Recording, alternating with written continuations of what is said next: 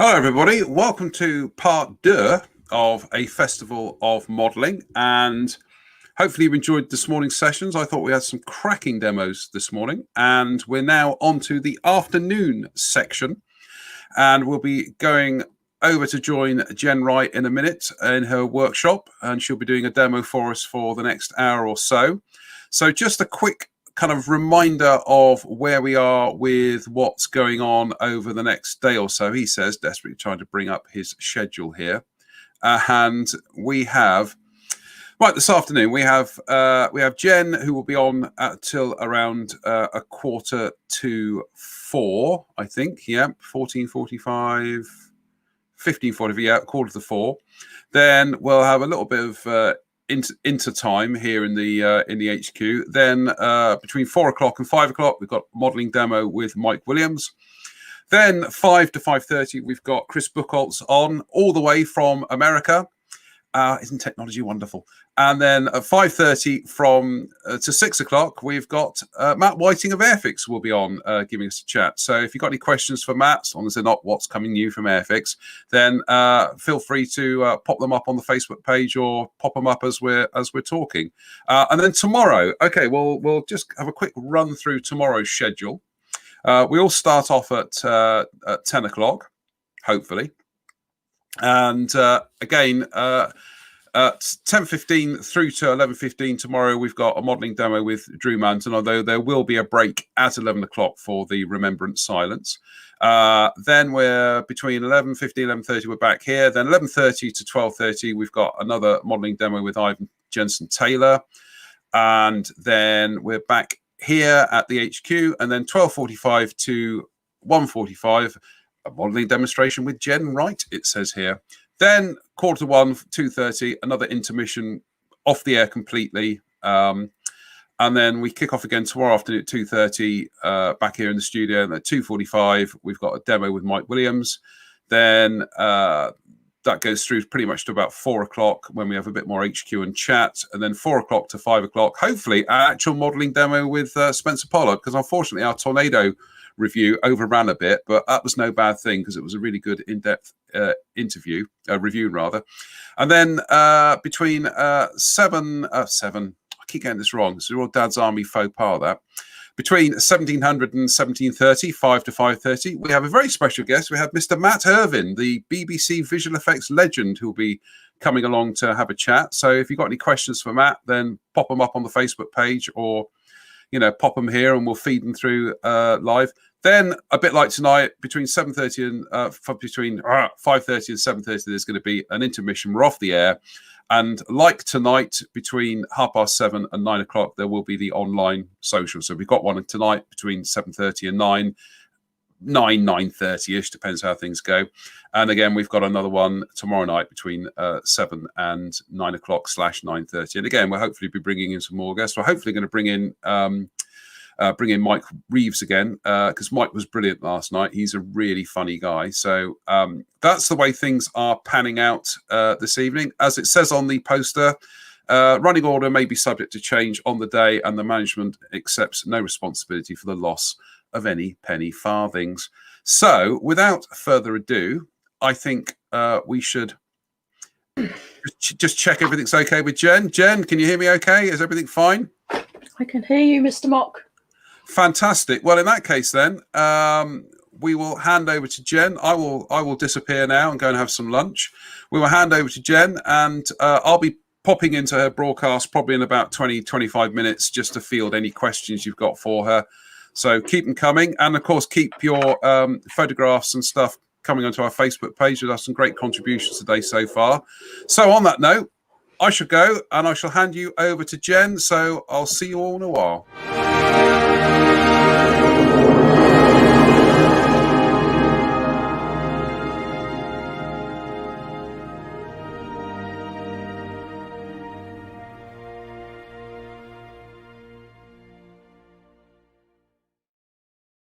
So, going to have to listen to me drone on for the next hour or so. Quick intro for anybody who doesn't know what I'm getting on with or what I'm actually doing here. This isn't a demo per se. It's more of I'm just building a model basically, and I'm going to talk to you about what I'm doing. So this is what I'm building. Here you go. I had a choice of a few things I could have picked for this weekend. I kind of regret this one a little bit because I'm going to be honest with you, it doesn't fit together very well. So I started this morning. I had all the basic colours on the cockpit, and in the time when I've been actually along with you guys watching Drew and Ivan and Spencer et al., I've been getting on with this, and I got the cockpit done, used some photo etching there, and I've just stuck the fuselage tiles together just as the morning session was ending, and I've been dealing with these seams. And I was hoping this afternoon to mainly talk about foiling, actually, because I'm going to foil this, and I will do some foiling with you. But first off, I'm going to treat you to a live filling and sanding session here. What a treat. If there's anything better than actually filling and sanding, it has to be watching someone else do it, right? Well, yeah. So this kit is from Hasegawa's infamous, shall we say, insert-tastic frame phase of kit manufacture. Anyone who's built this or read any reviews, they always go on about it. You've got a separate tail. There's an insert here for the different window styles. There's an insert in the nose here. It's just, they're everywhere. Even the wings have some inserts. And to be honest, up to this point, they've all fitted pretty well. I was concerned about this one from dry fitting, and it's come out less bad than it looked like it would, but it is going to need some decent attention here. I've got a step there, big gap there, and a bit of a step here. Now, as Drew said this morning, and I agree with him wholeheartedly, I'll always take a gap over a step, but sometimes there's nothing you can do about it. Sometimes you get a step and you're just going to have to deal with it. So here we go. I'm going to do it right now. I'm going to use super glue and talc. It's my preferred method of filling pretty much everything. I do use super glue neat as well. Most of this has actually been filled as I've been working this morning, has been filled just with pure super glue. I've not bothered with the talc, but with the slightly bigger, shall we say, faults or flaws, the talc version is better. So this is my talc. This is just ordinary, it's actually Imperial Leather talcum powder, but you pop down to your local Wilco's or your pound shop, get yourself some talcum powder, any old kind. If you really wanted to, you could probably tap up a chemical store on eBay and get some talc which has no fragrance. That kind of thing worries you. But since super glue stinks, I don't mind a little bit of fragrance. So I've just mixed that into some super glue. This is what I use, Loctite 495. Also available on eBay. And I've mixed it to it's a relatively thin. It's not runny, but it's not super stodgy either. It's loose enough that it will flow into that gap. And I guess like anything, the more attention you pay to how you apply it, the easier your life is likely to be when it comes to removing it. So I think everybody's real issue with using super glue, from the feedback I get, is that it's difficult to sand. And yes, it is difficult to sand, but there we go. Done. Let's leave that to. The addition of the talc does a couple of things for us. It bulks up the super glue. Yes, you could use thick super glue, but that takes forever to dry. So it bulks up the super glue a little bit, gives it a bit of body, and it also magically makes it easier to sand. So you can use accelerator on it. I'm going to, for the sake of expediency here, put a bit of accelerator on. You don't have to. It will dry relatively quickly all by itself.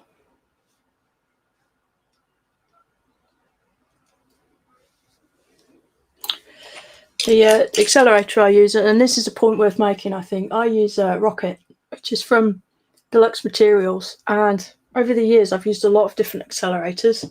I think the most common one that everybody's heard of is Zip or Zap, Zapper Gap and Zip Kicker, but there are many different cyano accelerators out there. What I would say to you all is be careful, because a lot of them, in my experience, to be honest, all of them will melt to some extent, melt plastic. So if you touch it before it's gassed off, you'll damage the surface of your model. And you cannot use most accelerators. You simply can't use them anywhere near transparencies, period. But Rocket Blaster, I've found, doesn't soften the plastic and doesn't kill transparencies like most will. So that's already dry. I stick my fingernail in it just to make sure it'll leave a little dent if it's not dry all the way through.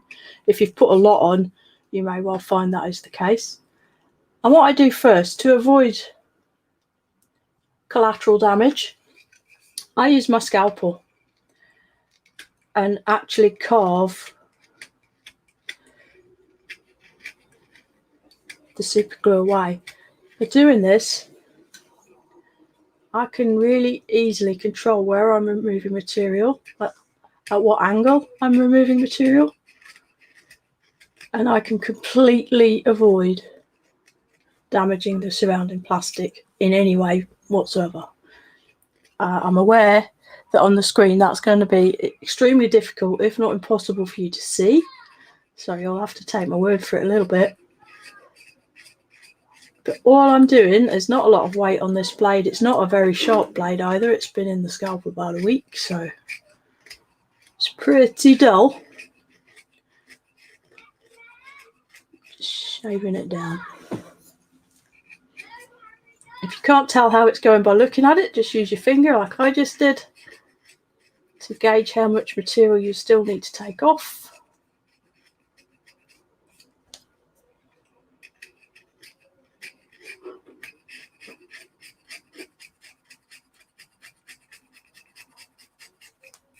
Till it's getting quite close, which that is now, getting quite close along this bottom edge to being where I need it to be. So, sanding.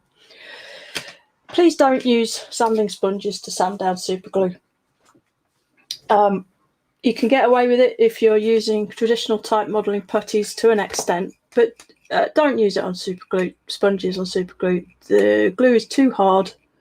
All you're going to do is sand it into a nice bump that's smooth. It will not sand it to shape properly at all.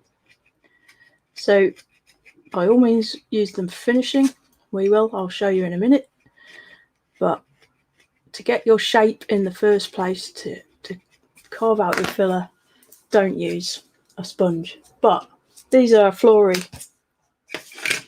models. These are actually the skinny sanders. This one is obviously less skinny, but they're I'm going to say that's about a 240 grit, wet and dry on one side and a blue sponge sander on the other. This wet and dry side does have a little bit of give to it, but it's basically quite rigid, so it's ideal for sanding down super glue. Now, I don't use big sweeping motions here. I'm really just absolutely concentrating on the bit that I'm trying to sand. That's why I like to use skinny sanders, because you can keep the area of the repair really quite small.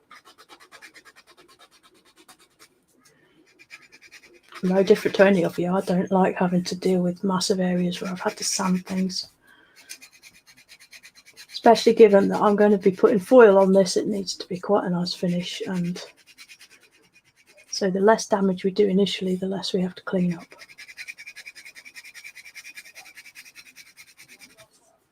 Now, because this was a step here, I've had to bring up the level of the part behind, and what I'm doing now is I've got to attempt to blend it in such a way that it isn't obviously just a smoothed out step. That can be difficult, and sometimes you might need to come back in and add some more sort of filler along further in.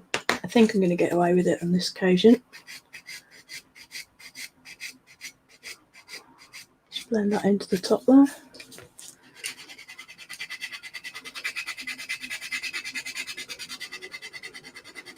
Can use wet and dry to sand it down. I quite often do when talking about wing roots and things like that.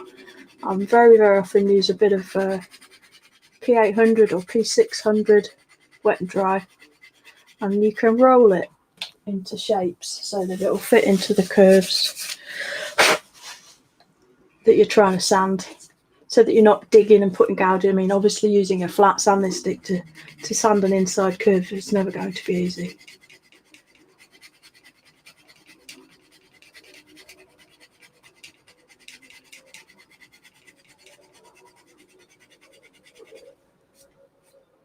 Boom.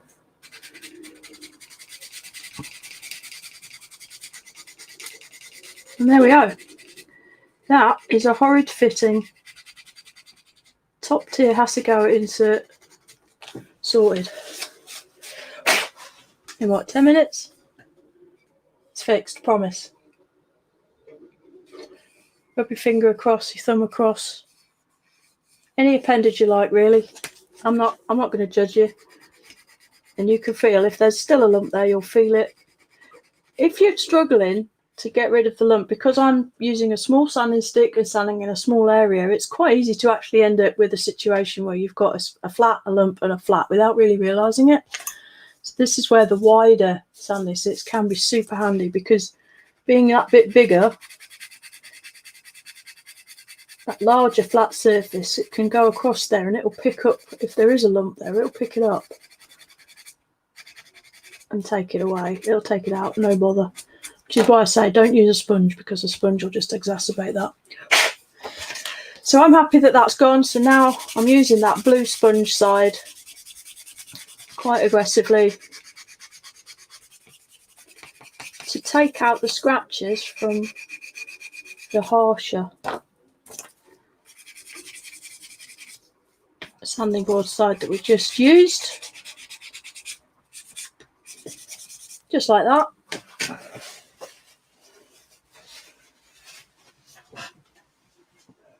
A little bit of IPA on a bit of tissue. Get the muck out of all the panel lines, and there we go.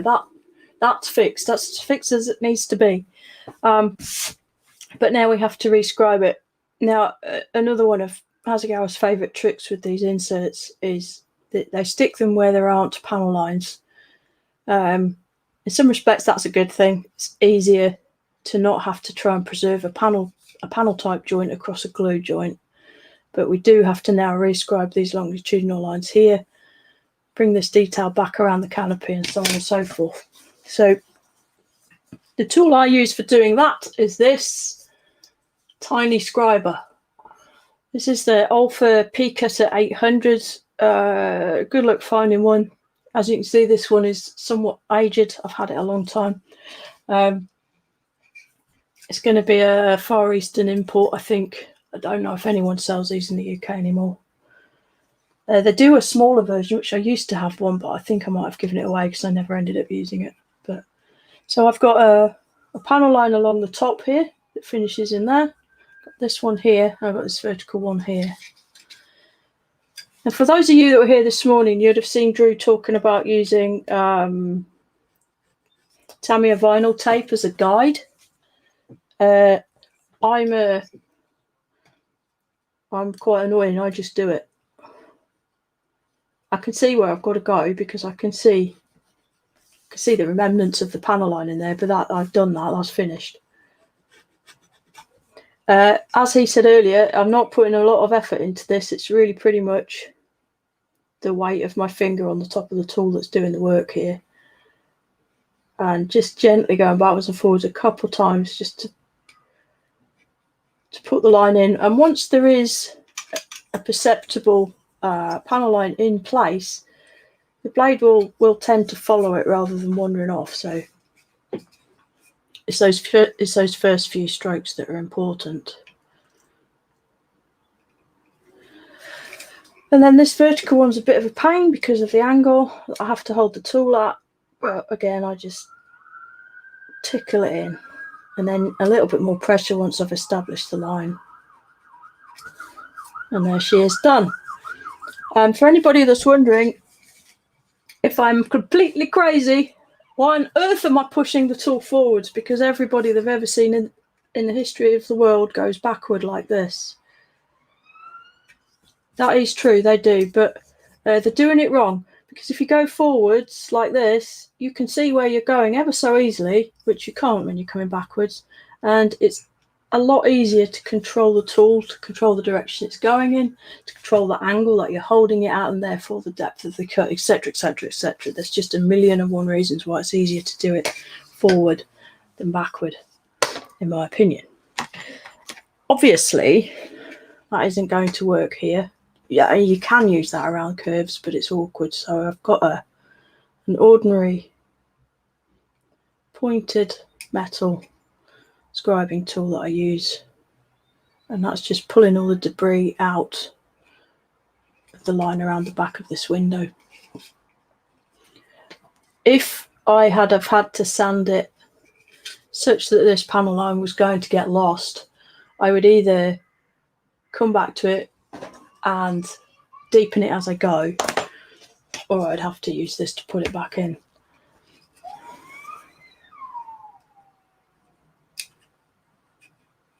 There we go. So this fuselage is done now, and it's ready for the wing.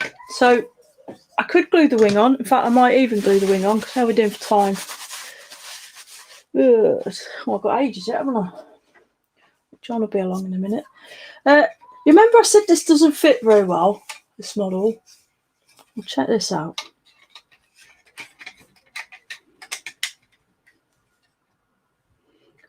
Gaps, anyone?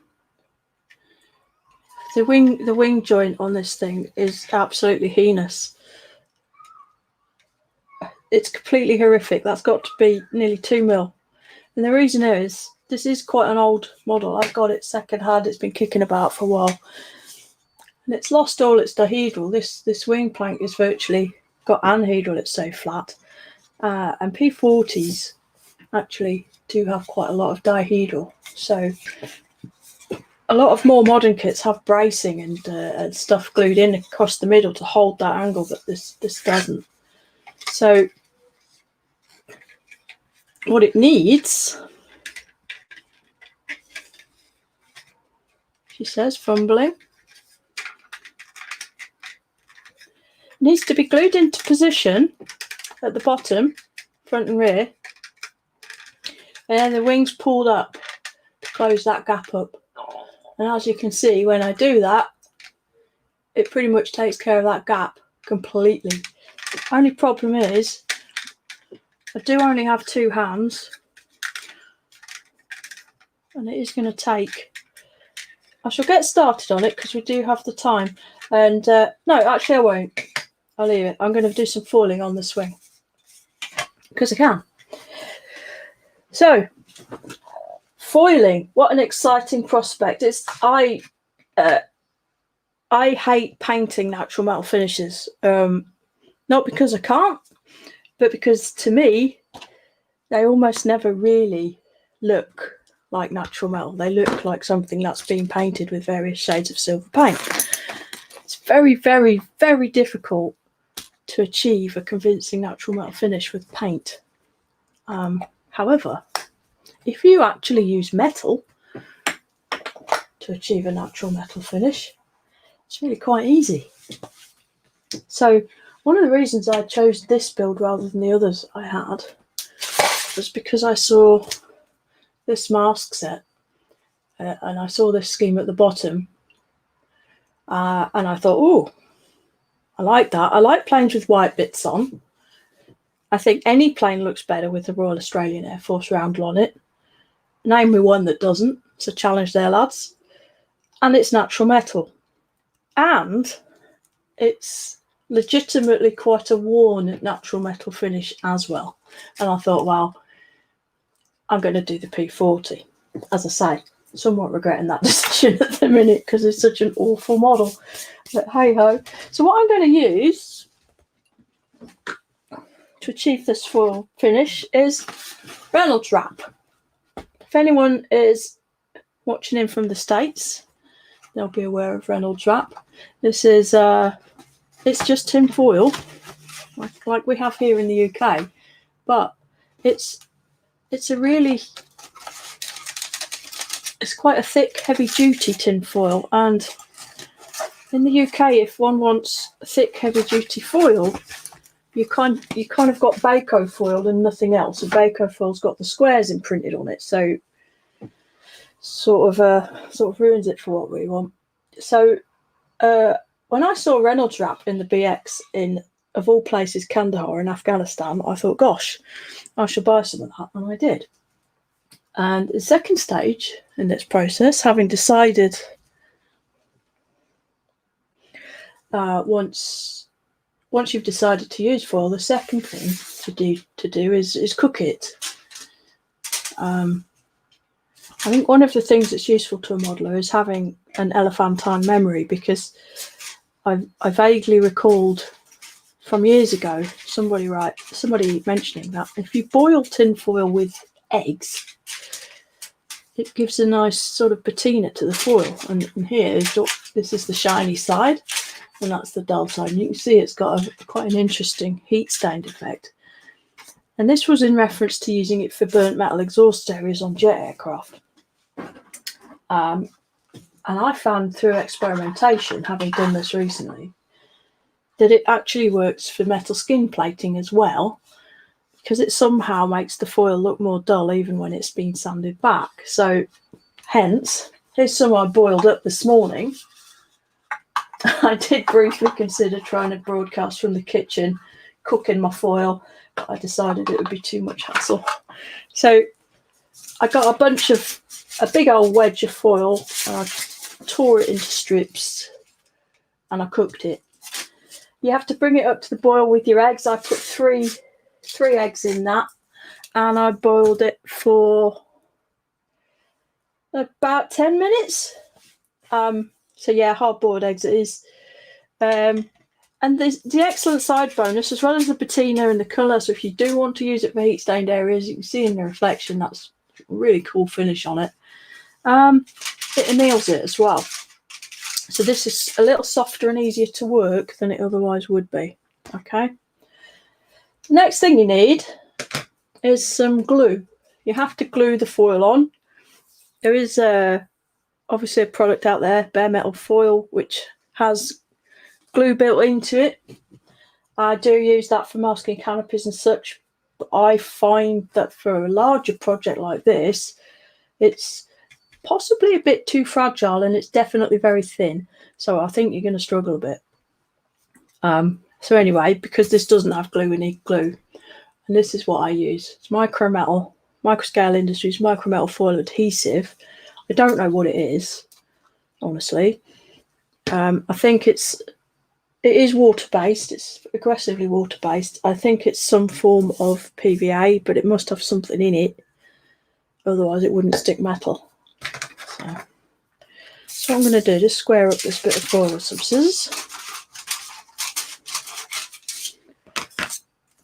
And decide how we want to plate the wing. So this wing, this top surface, yet another fabulous insert here on this leading edge for the guns. I have fitted master metal barrels to this model. It's hard to tell, but they're there. And I've painted using Tamiya lacquer, just silver LP11. I've painted around the guns so that if there's any gaps when I'm done, it won't be too obvious. I've also painted the aileron with LP11 because clearly that's fabric finished, so it doesn't need to look like metal. So I haven't gone for the metal finish on that, and I've painted it first to save too much masking on top. So do we do this in one panel, do you think, or several panels? Well, In truth, I think because of the way I'm going to do it, it doesn't really matter, but I'm going to do it in several panels, but probably not individual panels. So, first thing, decide an area. So I shall start with this trailing edge area above the flap. Tell you what, I lie. I'm going to start over here on the gun panels because I'm going to have to stand up there, aren't I? So I'm going to do this piece here. So I need to cut away a piece of foil that's big enough to do that area, plenty big enough. And I'm going to go against everything you've ever seen before about how to do this. Okay. Is that big enough? Yes, it is. Right.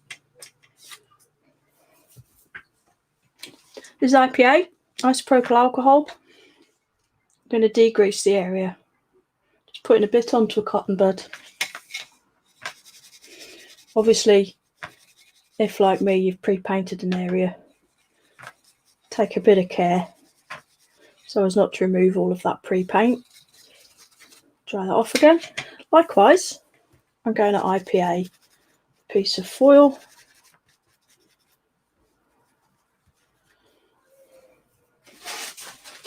Clean cloth. Buff that off. So that's nice and clean. Not only is that removing any kind of finger mess, that's going to help with removing any kind of debris and dust. You can go one step further with that if you have one of these. This is a Tamiya anti-static brush. You can give it a quick brush off with that as well. And hopefully you won't end up with any big bits underneath your foil, because if that happens, you'll obviously have to pull it off and start again. So the next part, happy with the prep. We're happy we've got a piece of foil that's roughly the right size. So we need to get the glue onto the foil. I use a cotton bud to do that, and I'll show you. Just dip it in the glue. I don't want loads and loads on it. Gently hold one end with my fingers and just apply the glue across the whole surface, remembering that this piece of foil is bigger than the area that we're working on. And I put sort of a coat and a half on, smooth it out quite nicely. Go in a couple of directions. Now, yet another advantage with cooking the foil is that the glue tends to sit on it. If you use the glue onto untreated foil, just grab a bit. Lemon earbud keeps coming out. There, I've got a piece of untreated foil, and you can see the difference in the finish straight off. If I put glue onto that, it tends to want to puddle up and not stay. You can see it. You can't see it because of the reflection, but it tends to have that reaction as though there's grease there, and it doesn't want to just sit there nicely. There you go. Which is a pain, because you'll see that in the finished product basically. So once the glue's on the foil, it's harder to see because of this finish we've got on this, but you can just see on the angle there, you can still see that slight whiteness of the glue. Now the glue instructions would tell you to wait until that milkiness is gone. You do need to wait until it's pretty much gone, but it doesn't have to be totally gone, honestly. And once you're happy that it's dry enough, sort of slightly tacky to the touch, stick it on the middle. Do buy in an industrial amount of cotton buds before trying to do this, because you will get through a couple. And we start burnishing this foil into position, like so. And see how I started in the middle, so that if there was any wrinkling or nonsense going on, it'll push it out towards the edges. The next stage, that's just generally roughly pressed it into place, is to use a burnishing tool. There are real life burnishing tools available out there. You could use a silicone rubber pen. It's quite effective, but quite soft. But what I use is a cocktail stick. And I've marked this one up because it's the one I always use. And what I've done over time is it's very, very smooth. This end is really smooth. It gets sanded and it gets used for this sort of thing all the time. So it's become quite smooth over time. And again, we're just going to rub it and burnish this foil down. And what I hope you can see, but I bet you can't, is that the panel lines will start to magically appear in the foil.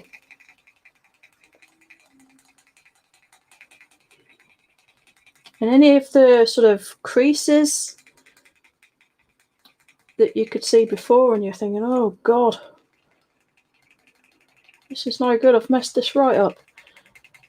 This will push them out.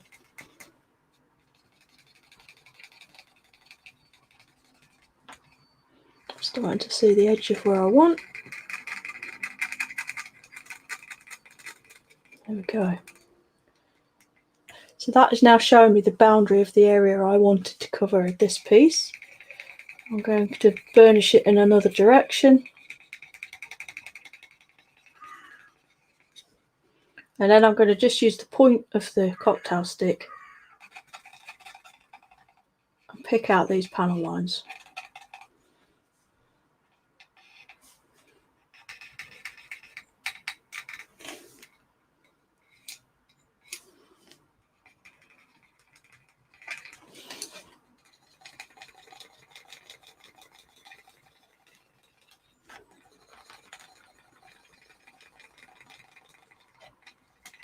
This is so that I can really clearly see them because I'm now going to cut it. Okay. I think normally every tutorial I've read previously before I started trying to do this myself talked about cutting the pieces to fit the part you're working on. That's a fabulous idea, but in practice, cutting a piece out is easy enough, but then putting it back in exactly the right place, it's pretty hard, frankly. Another thing they always say is to use a fresh blade, but I'm going to dispute that as well, because I find that a properly sharp fresh blade tends to kind of almost gag on the foil and drag it a little bit. So I prefer a slightly less super sharp blade for this. And all I'm doing when I cut it is I'm trying to get the blade to find the panel line, and then it will just follow it, basically. There we go. It got it.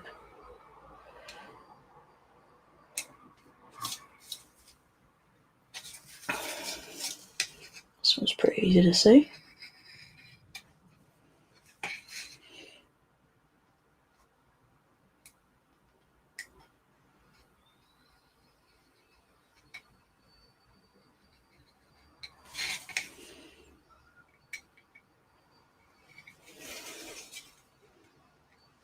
Gradually going off the camera, sorry.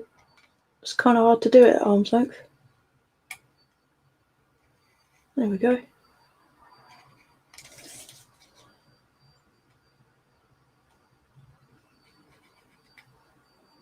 Okay, and once you cut all the way around it, just use your tweezers to pick it up if needs be, and just carefully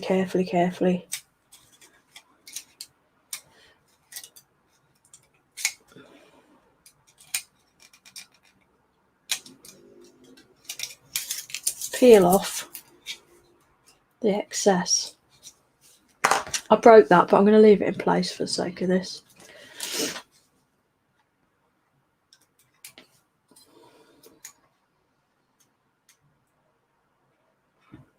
The bond you get with this glue is quite good, but it's not irreversible, so you do have to be quite careful with the handling and everything afterward.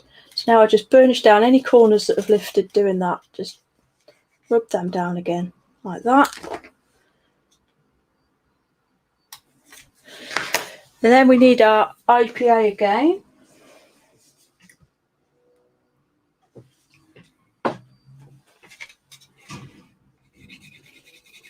And this will remove the glue residue from that foil overlap from the plastic. You don't want that there. Quite simply because you'll see it on the next piece of foil. And there it is. One piece of foil, and you're thinking, well, that looks horrid. It looks absolutely awful, woman. It's all blotchy and different shades and colours, and it's not even silver. It's kind of brown because you boiled it, you idiot. Well, it's not finished yet. We've not finished cooking it, so the taste test is not yet relevant. Right, to finish from here.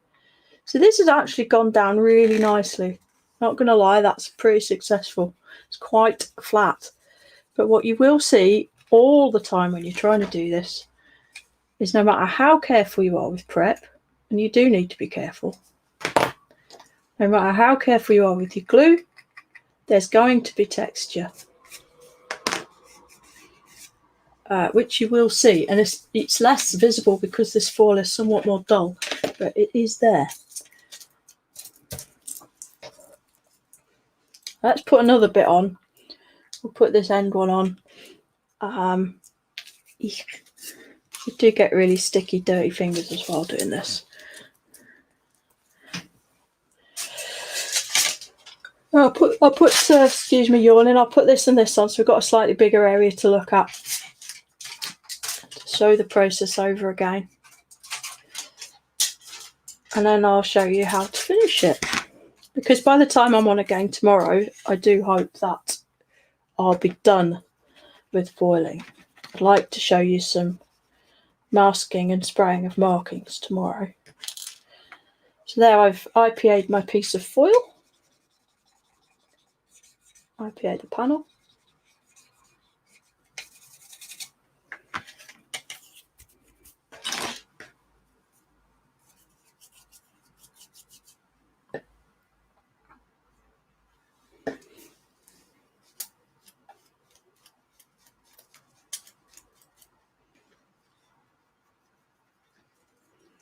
Apply the adhesive.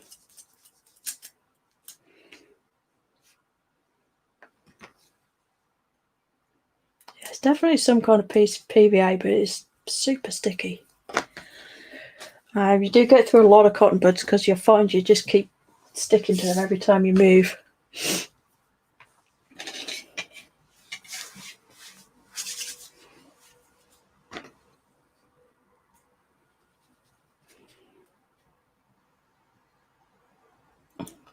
It's like watching glue dry. Perfect.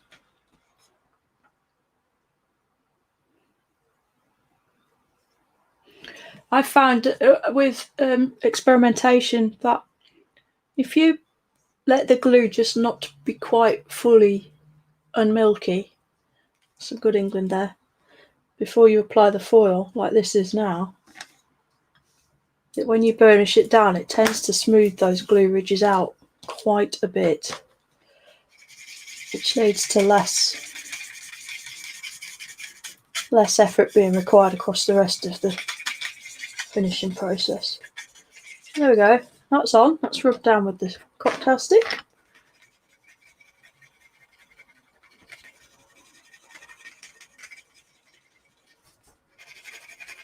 Cocktail stick, I meant cotton bud. And this is a tricky one because you've got this little bit down the end there.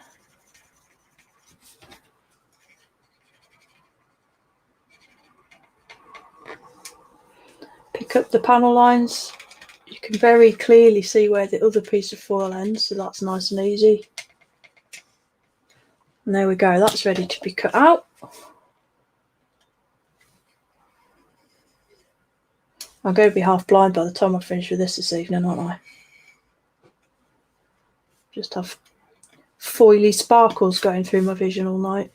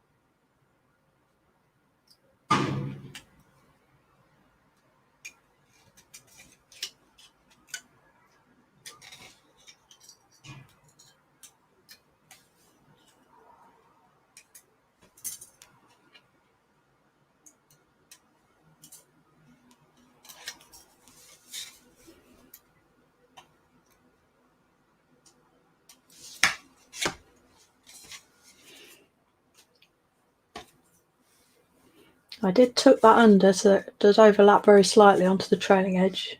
That's deliberate. There you go. Not the speediest process in the world, I think you'll agree, but kind of therapeutic in a way.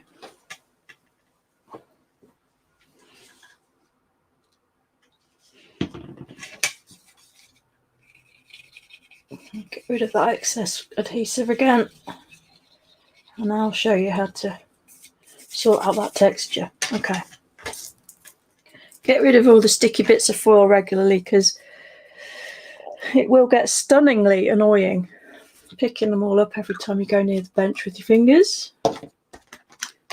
Everything out of the way. So what you need to finish off this texture, which you cannot see, I'm sorry, but it's there. It's not it's not dramatic, and as I say, if you add the foil before the glue is fully evaporated and tack free, you can smooth it out quite a bit, but you need to get rid of the texture, and the only way to do that, dear friends, be afraid.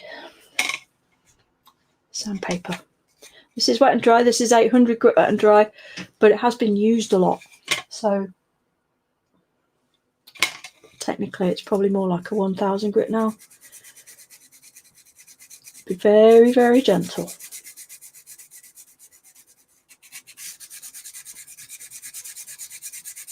And as soon as you start sanding this surface,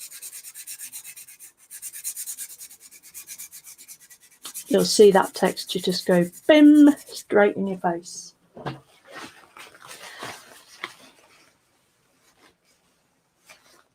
It still won't on the camera, I know. Maybe can a bit.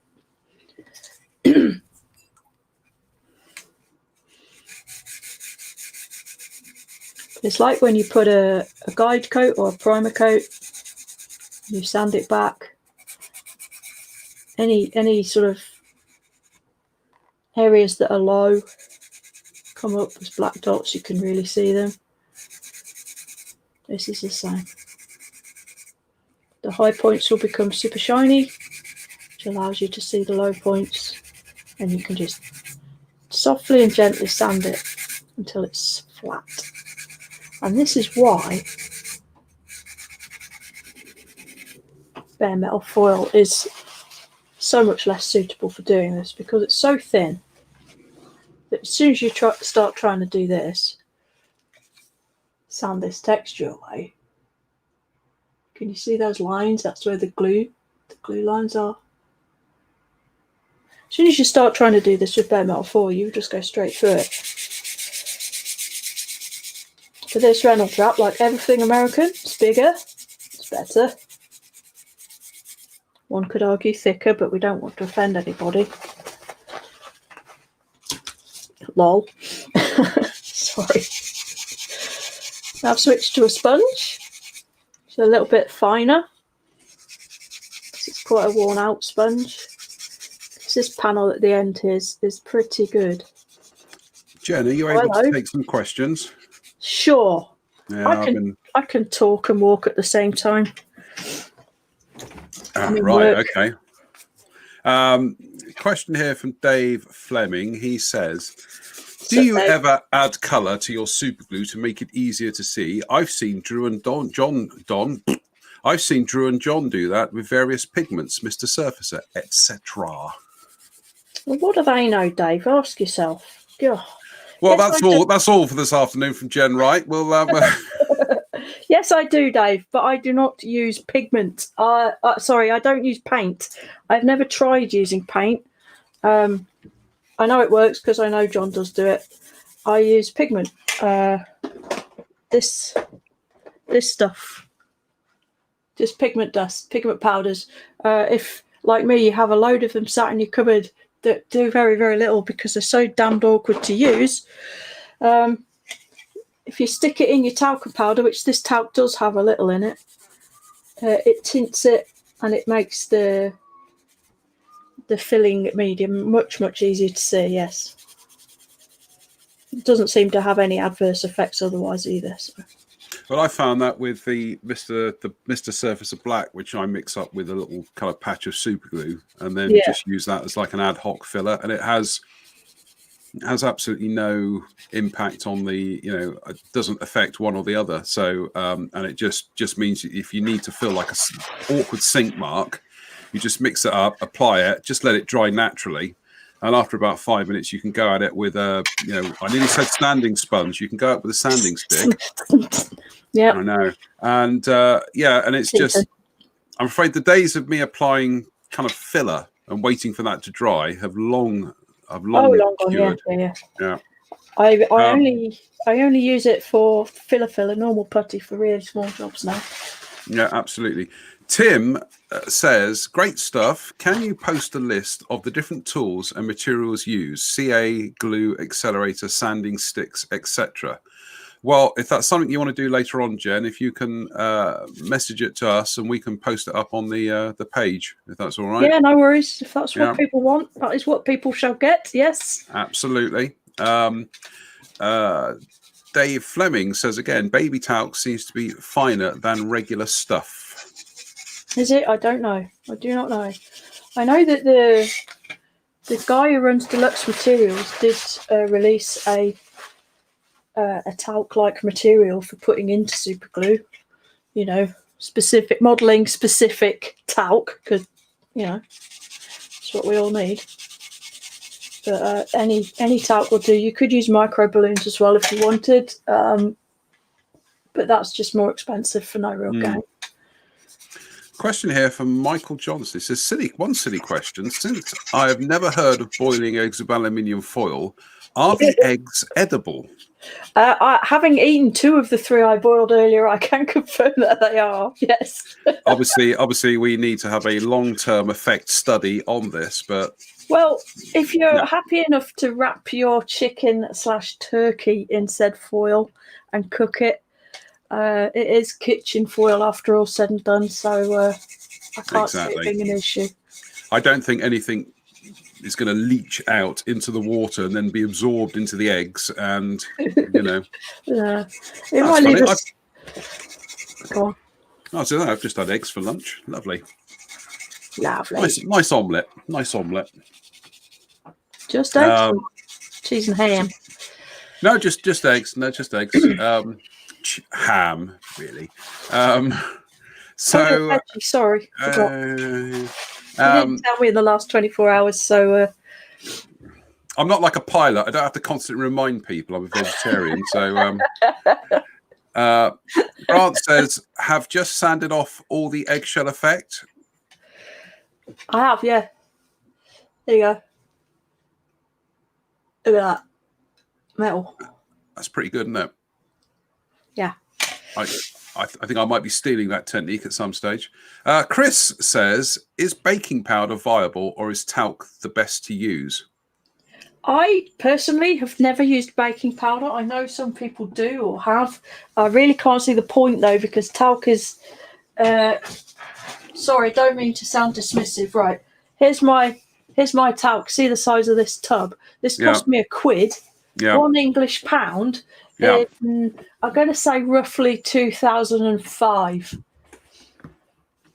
And it's still at least half full.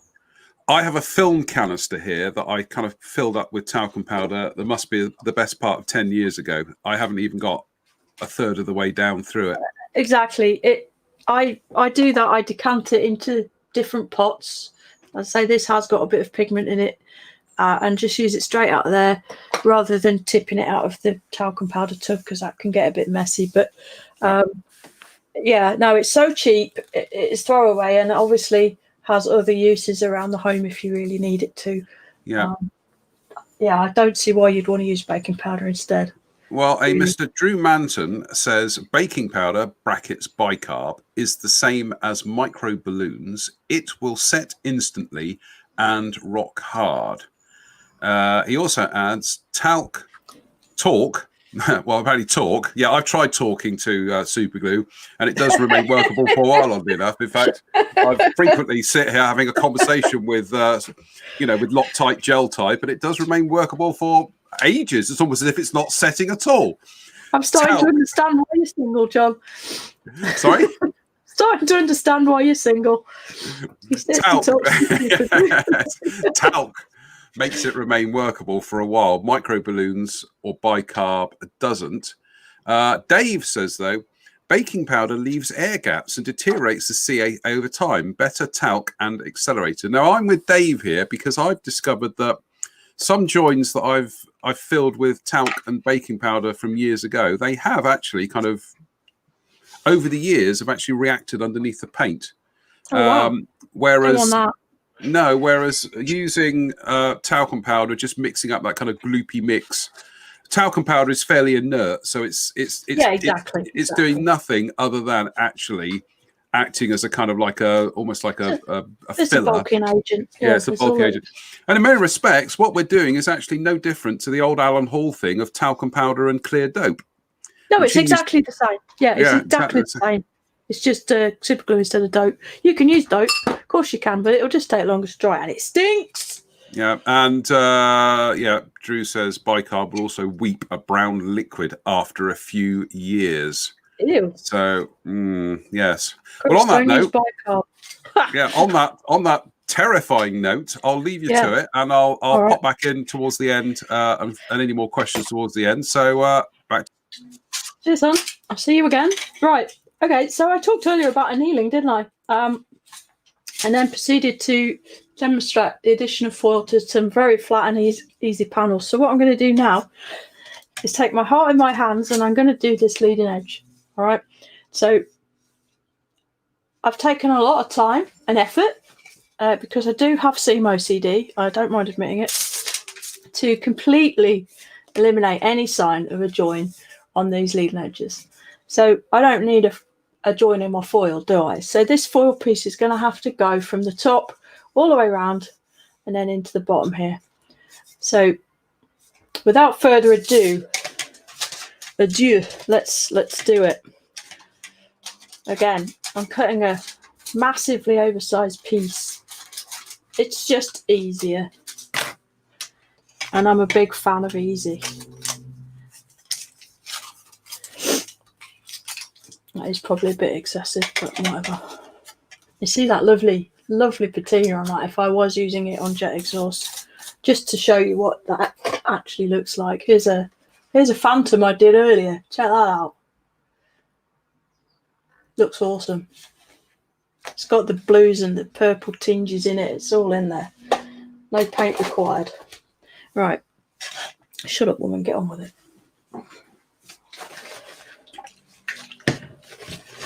No, it wasn't a shiny liney pound, Steph. Just to clarify, I have never done anything stupid enough to warrant being awarded a shiny liney pound. I'm a lady, don't you know? If you have, please regale us with your tales in chat. Okay, glue. Same.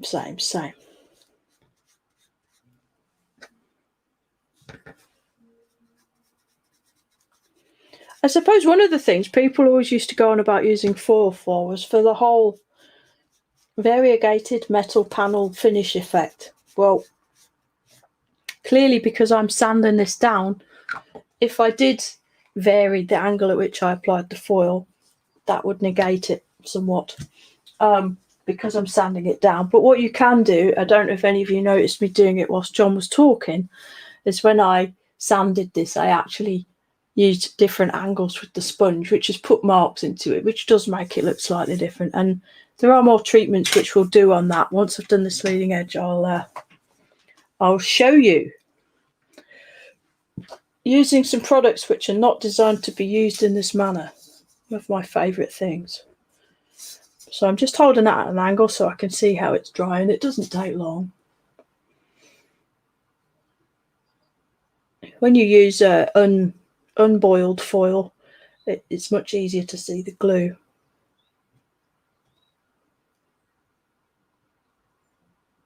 It's kind of like contact adhesive, except you only have it on the way it goes in really tacky. Okay, I'm up with that. Splodge it on.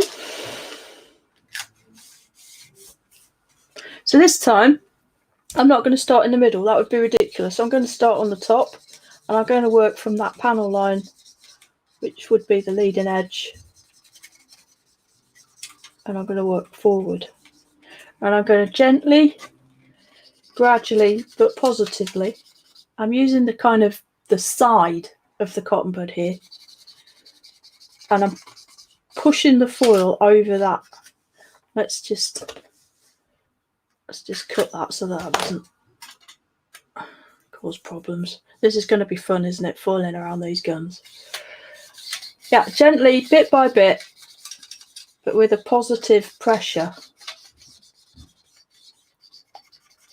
persuading that foil all the way around this leading edge. Don't be tempted to just go yoink and start smoothing, because you'll 90% of the time you're going to end up with creases along the front. You need to, in fact, I almost creased it there just from showing you not to do that. You don't want creases. And because you have to use a lot of pressure to get this really nice, you do need your joint underneath to be really good.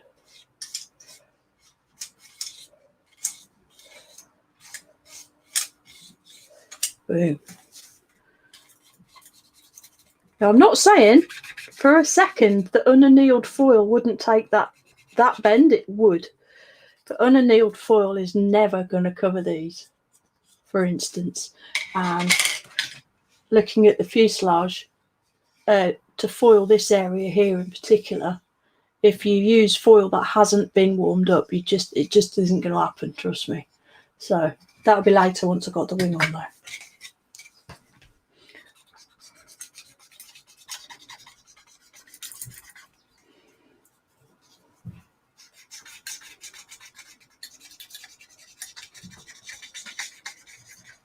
There we go.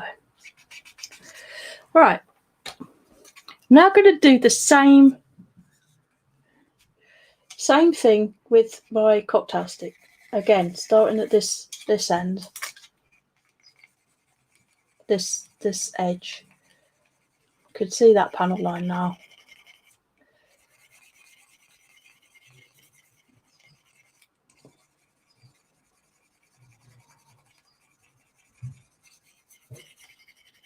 And all this is doing over and above what the cotton bud did, it's just working it a little bit harder, a little bit more firmly into the surface.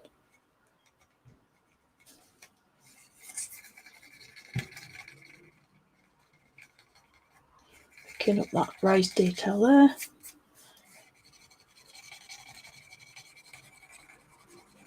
And it will push out those little wrinkles, because obviously the foil isn't completely smooth even before you put it on.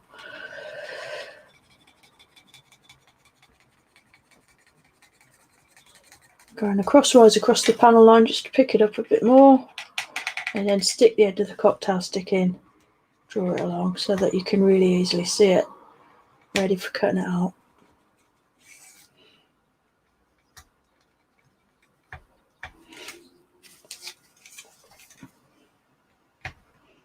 Same on the top.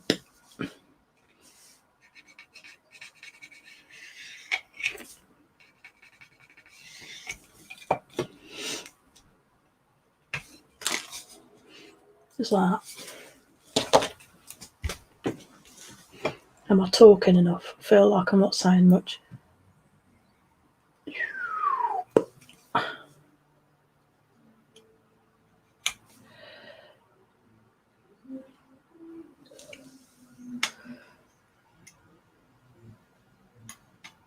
It's ever so. I'm really terrible for working over my lap. I've got all this bench, and I'll always end up working above my lap, sat back in the chair.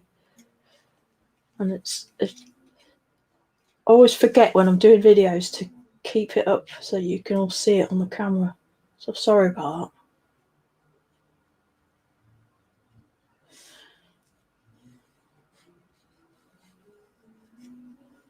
Confidence, see?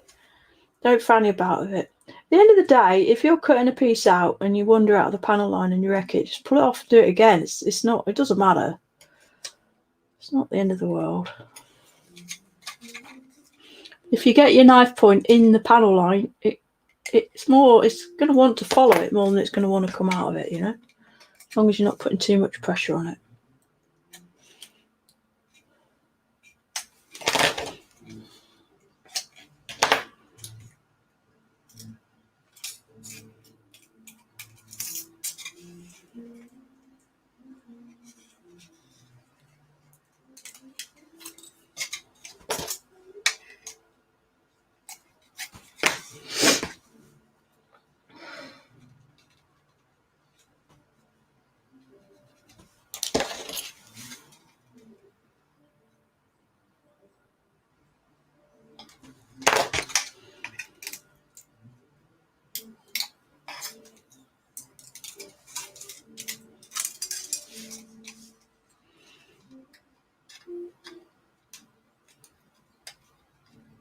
So this kind of slightly burnished finish that the boiled eggs give it would be perfect for something like the small panel around the exhaust on a Mustang or a Sea Fury. Be absolutely perfect for that. Take a couple of minutes to shove a piece on there and to polish it in with the stick. It'd actually be quicker. It is quicker than masking it off and trying to apply a paint finish. I think you'll agree. There we go, one leading edge. So let's IPA that excess glue off.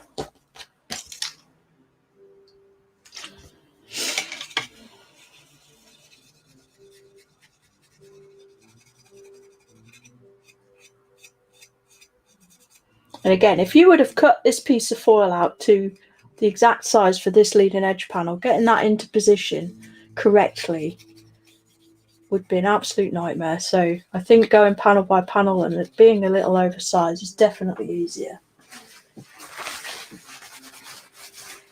Likewise, with a big simple flat area like this wing, there's really no reason why you couldn't cover it with one big piece if you really wanted to.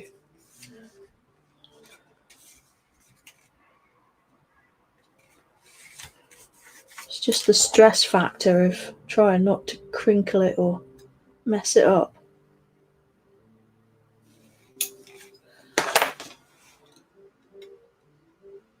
There we go. That's one leading edge on, and that's gone in quite nicely, thank you. Okay, so I talked about little finishing trick, didn't I? Because this is quite shiny. I don't really want it to be all that shiny because it's Australian and it's training aircraft from quite late on in the war, so chances are she'd have been a bit war weary and battered. Probably returned from the front sort of deal. So I don't want the finish to be quite that bright. It's not too bad, but I happened across a little trick using this.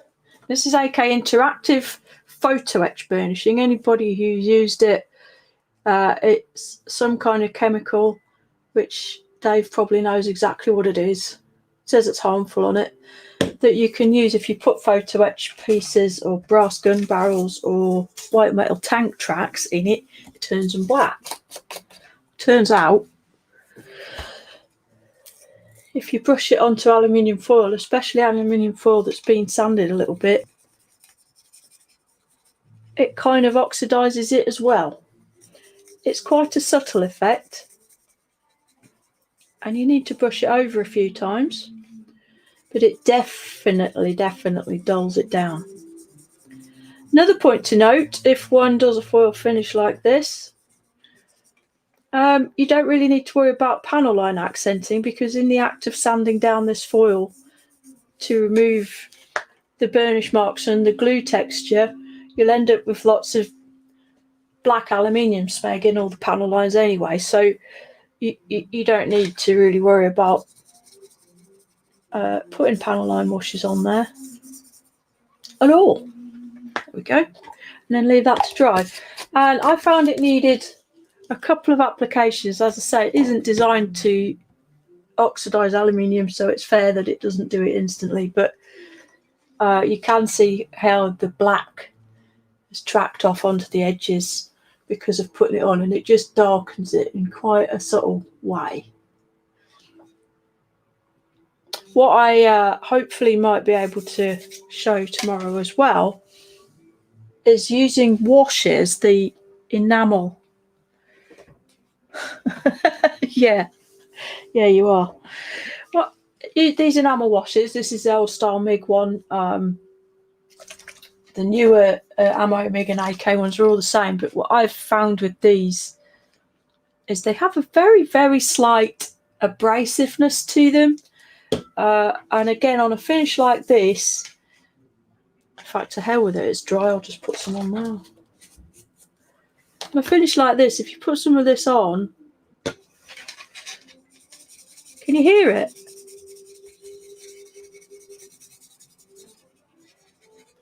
Again, if you let that dry and then kind of really gently blend it off rather than polishing it off with a rag, it does leave quite a dull finish, and quite appropriately dull finish, actually. So just give that a minute to dry off and I'll show you what I mean. And once I've done that, I shall start fitting the wing until such times as Mr. Mock comes to tell me to leave you alone. Takes a couple minutes to dry, but it's not too long.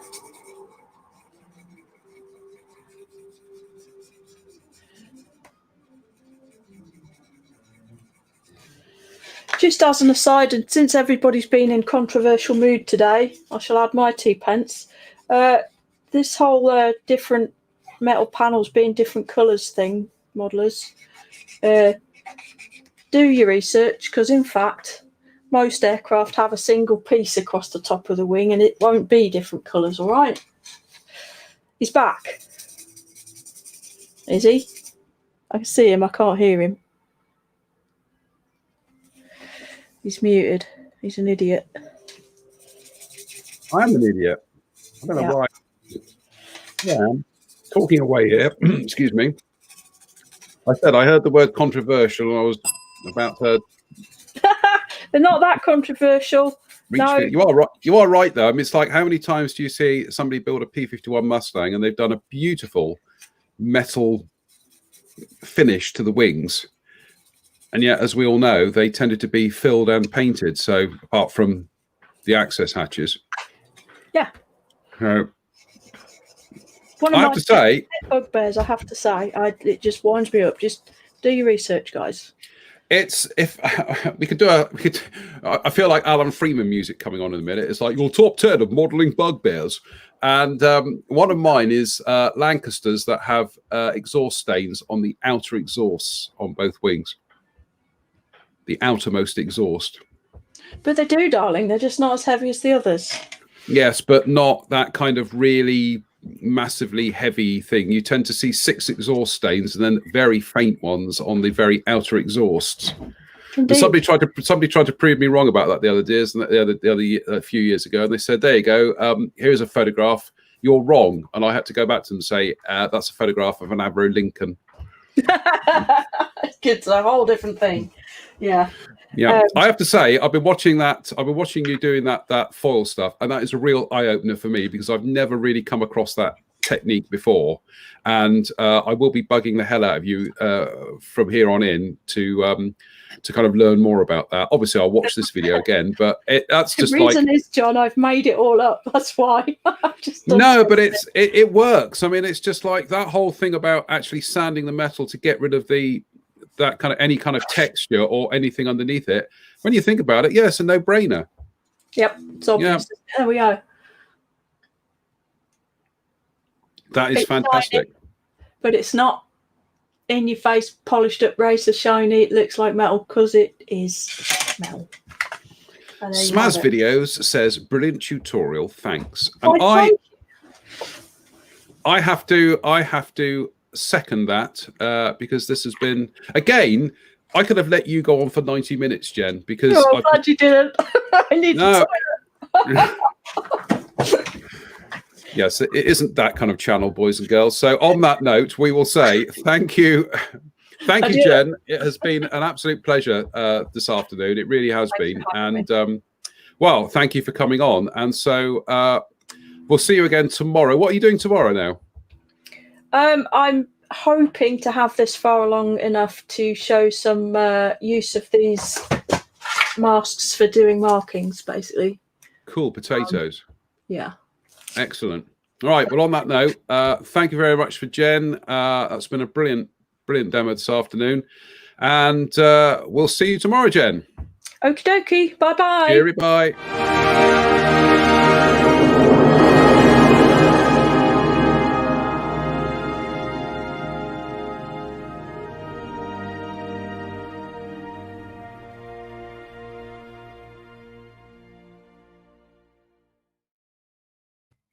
For those of you wondering, that's Nimrod by Elgar from the Enigma Variations, possibly my favourite piece of classical music. Anyway, that was excellent. Thank you very much, Jen. Coming up in a short while, we have Mike Williams. I can see Mike is all set up here, which is brilliant. So we'll bring him on in a second. Just to have a quick word. You might have noticed we posted up 2 videos today, which were kindly made for us by Malcolm Childs, who runs Help for Heroes, which is a charity that not Help for Heroes, Modelling for Heroes. I'll get it right in a minute. And he does. It's a charity which uses scale modelling as a therapeutic means for veterans and people who suffer from mental health issues, PTSD, and also physical ailments and whatever.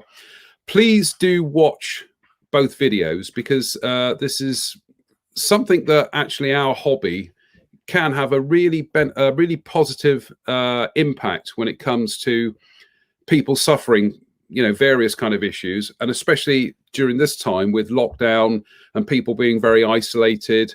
This hobby can actually have a really kind of positive kind of impact, and this is one of the reasons why we started doing all these live videos this year, because we were all aware that there are going to be people who are going to feel cut off completely. So so this is why we're kind of making fools of ourselves live on the internet. But please do watch these 2 videos. They're on our timeline, and please do check out more to do with Models for Heroes, because it is a very worthwhile cause. And we will be talking about this again at some stage. We'll do a future live broadcast, and in fact, we're going to hopefully talk to Steph about this, who's been chatting to us today about it.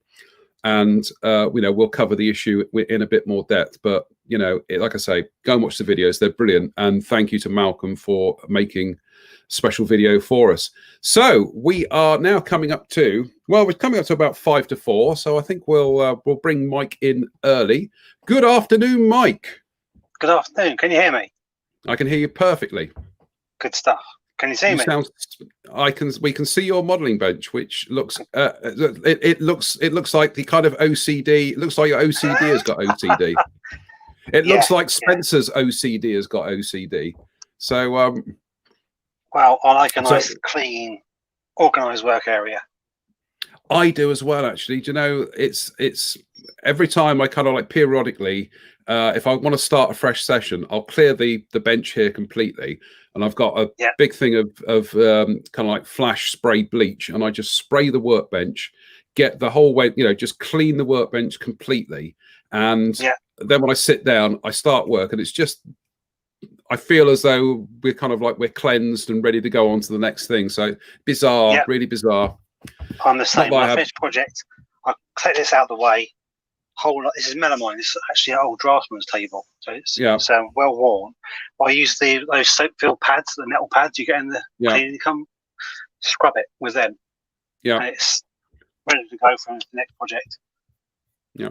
Well, welcome to OCD Corner, everybody. And no, right. So what are you demoing? What are you demoing for us this afternoon, Mike?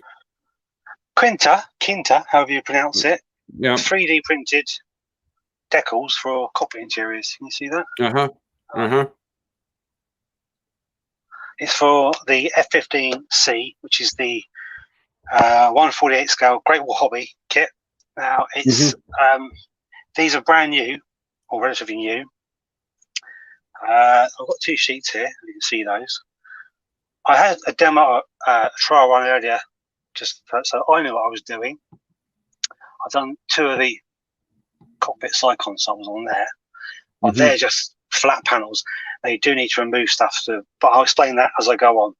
Right. So yeah, the Kinta 3D decals. They certainly have been a bit controversial because I actually covered this in an op-ed that's coming out for Model Airplane International, probably the next issue. Yeah, it will be the next issue, actually. It'll be the December issue. And I said that periodically we keep having these things within the hobby where there's some kind of quantum leap forward, or there is an advance, and people go, oh, that's cheating, that's not real modeling, that's the death of the hobby, blah blah blah blah blah. And we've seen this before with with photo etch, with white metal, with resin, and every time it comes along is that you'll get people who go, oh, that's taking the skill out of modeling, and it just becomes part of the scenery. And when you trace back that whole kind of argument about, oh, it takes the skill out of modeling, it actually goes back to the dawn of the very first plastic kits, because people who carved them out of wood felt these horrible, nasty plastic trinkets were taking the skill out of modeling. And yet, here we are. Yeah.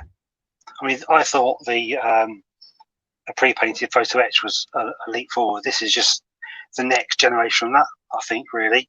Yeah, absolutely. Well, you'll explain more about that in your demo this afternoon, which is great. So I'm going to recuse myself. I do love that word, recuse myself. I should say excuse, but new word, like playing around with it, makes me look smart. We know what you mean. I know what I mean. And me coming from Dudley, I need all the help I can to look smart. So on that note, we'll hand over to Mike, and Mike will be with you for the next hour or so. And so, like I say, stay, if whatever you're working on, post pics up to our timeline. We're getting some good stuff this afternoon. Keep the comments coming in. I'll be popping in probably about 20-25 minutes into the broadcast just to put some of your questions to Mike. So on that note, we'll head over to Mike. So bye from me.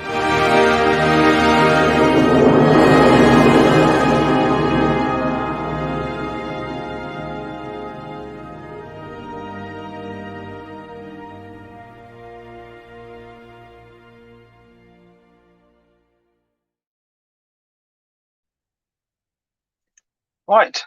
Good afternoon, everybody. Hope you can see me. I'm not sure if I'm back to front or not, but we'll work it out.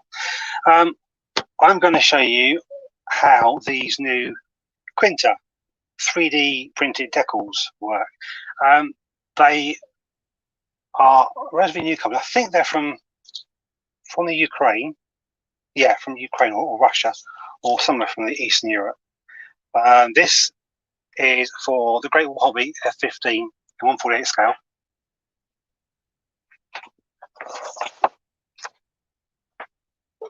This kit, as you can see, this is the one. Now, I was tempted to just paint the kit parts, which are fantastic. I've removed the detail now.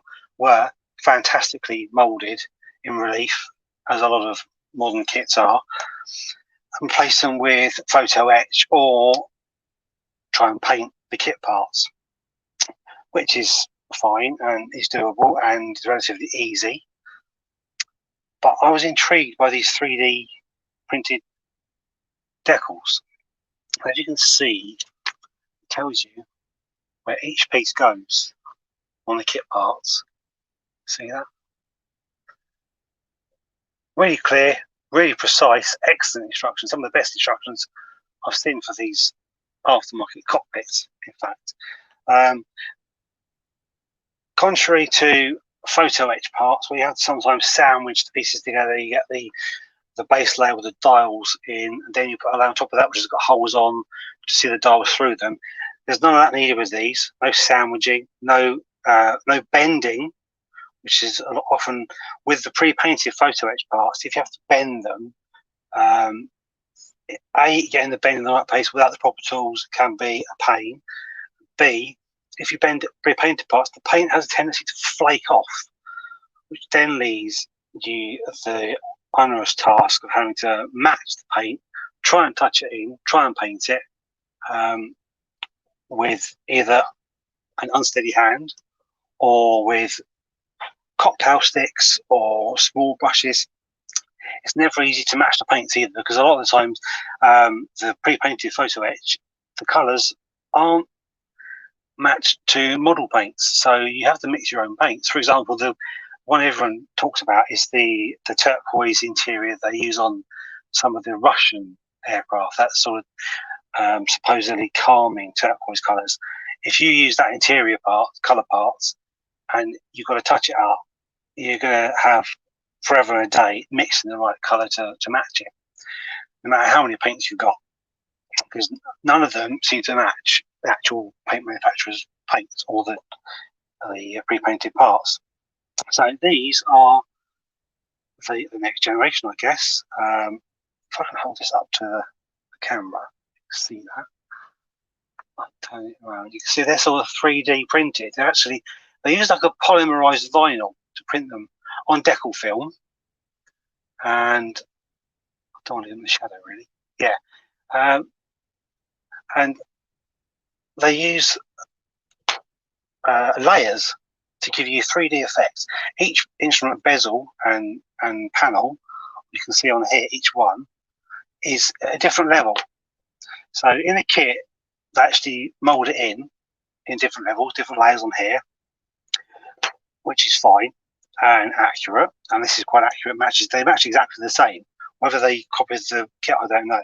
But what you have to do is to get these to lay flat, although they have to be 3D, they need a flat surface sit on it, as most decals do. I had to remove all the molded in detail on the instrument panel. So all there was a panel on the top, and a panel all around the sides, and there was side console panels and seat belts on the seat. I had to remove all the details. Basically, I just used a brand new blade and a rat tail file and some skinny sanding sticks just to remove the details. Simple as that. Don't have to be too careful with scratches and marks on them, because it will be covered by the new deck when it goes on. Base painting, you don't need to have a gloss base, as a lot of decals need or require to sit flat, because it's not going to be seen as much as like a rounder on a wing or on a fuselage or on a flat surface of anything. So this will be hidden with or ensconced within the fuselage. So to that end, you just base paint the white colours. I just basically used, where are we? White and grey. For the grey on there, for the white for the Bay 5. This bit will sit eventually on the back like that. And that's the back panel, goes on there. So yeah, all these panels here need their surface removing. They have a base coat of white, dusty up there. Base coat of white on there, and then base coat around there. The white's gloss, the grey's matte. Doesn't make a difference, because these decals, on their instructions, they do say to use an extra adhesive, because the nature of the beast with these is the decal adhesive isn't as strong as a thin decal like you were used to with a roundel or a code letter or markings. They have their own adhesive, and because they're flat, inherently they stick like a limpet.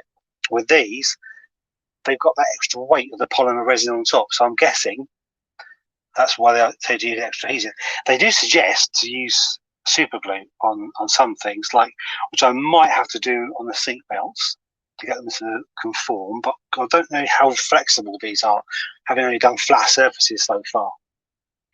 So without further ado, we'll get cutting. What I'll do the instrument panel first, because that's got a layer to go on it as the base layer, the main big one here, and then there's several little small ones on top of it. There's no mention on the instructions anywhere whether there's any carrier film. I can't see any. Often you can see it in the light. I think they're all on one film, as in like some of the aftermarket decals you can buy. So to that end, what I'll do, I'll just cut roughly around the outline, then I'll trim it in really tight afterwards to make sure I've got the edges all cut out. Because if there is any carrier film around the edge, for example, if there's carrier film around any of that will overhang the edges of the instrument panel. and then you're left with the task of either having to trim that back, or cut it off, or fold it over, or just somehow get rid of it. So what we'll do is trim this. If you can keep it in the camera, yeah, as sharp as we can along every single edge, every single corner, without cutting into the decal itself. Now, when I done the previous decals earlier today, just as a trial run, so I knew what I was doing, so I could tell you guys, because this is the first time I've used these myself, I actually was very surprised at how tough they were. You know, as modelers, we always think decals are inherently fragile and can tear and rip and fold over themselves and become useless after 30 seconds in the water and then 20 seconds in your hands. These are much tougher. They're almost as if they're made of, well, I guess they are, of plastic, like the kit part. They're quite resilient. But whether they're just covering their backs, the instructions do say to use a lot of care when handling these decals.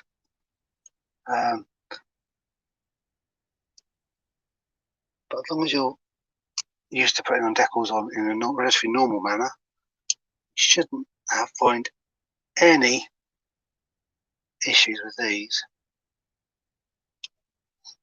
I really do think these are a game changer. It's much fingers. When I'm holding this, I can feel the raised work on there. It's almost like it's in, said almost like the kit parts. How nice and tight. Now, some people find decals very tedious. It's one part of the hobby I actually quite enjoy. I know certain folks, as they said about, they like, some guys like building, some guys like painting and weathering. I actually like doing the decals. It's quite therapeutic, and also I like masking too, perversely. It says to use warm water. Well, it's room temperature. It was warm earlier on. Hold them in there for, I don't know, 20 seconds or so. And they do take quite a bit longer to release from their backing paper than standard decals. Whether that's due to the inherent thickness of them, is there to say. I'll leave that for a few seconds and I'll put some more water on it just to make sure they don't dry out. But yeah, they take a while to release, which seems strange when they ask you to use extra adhesive to make them stick. But it says to use something like, as Jen was alluded to earlier, the micro crystal clear glue, or a PVA. I'm going to use Deluxe Glue and Glaze, which is very strong PVA glue. The good thing about this stuff is when it dries crystal clear. So if you do get any over the top of them, it doesn't matter because it will dry clear. And this will probably have a satin varnish or matte varnish over it anyway, and some weathering before I'm finished with it. So moving, yeah. There we go. I can see that got a bit of movement on there. Right, we'll get going.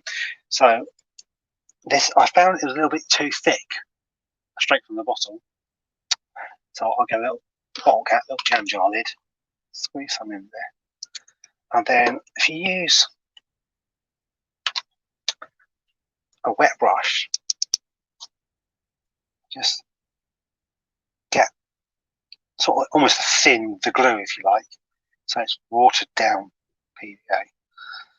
And just on a few dabs on there. Bear in mind when you do this, when you add the decal to it, the surface pressure of the decal will make the glue spread out, so and it can ooze out all around the edges. I found that on one of these earlier. I got in a bit of a mess. I got glue everywhere. But obviously, you wick it away with cocktail secret and brush and cotton bud. So yeah, that's got covered all bases. So it's all covered the whole section. wash your brush out so it doesn't dry and all sticky. Right, this is moving. Yeah, let's have a look. Yeah, that's moving. Right. Yeah, there's not much adhesive on there. It's very, very slippery. Have a look.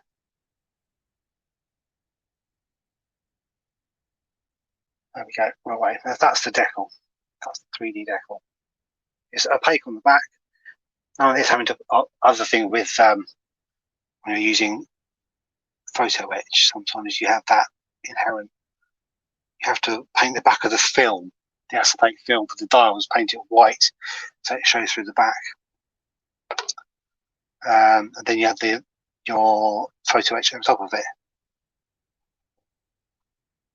I don't know that with this. It's just one piece, like for like. This replaces the entire kit part. Now I'm just brushing some water over that just to make sure it settles in properly.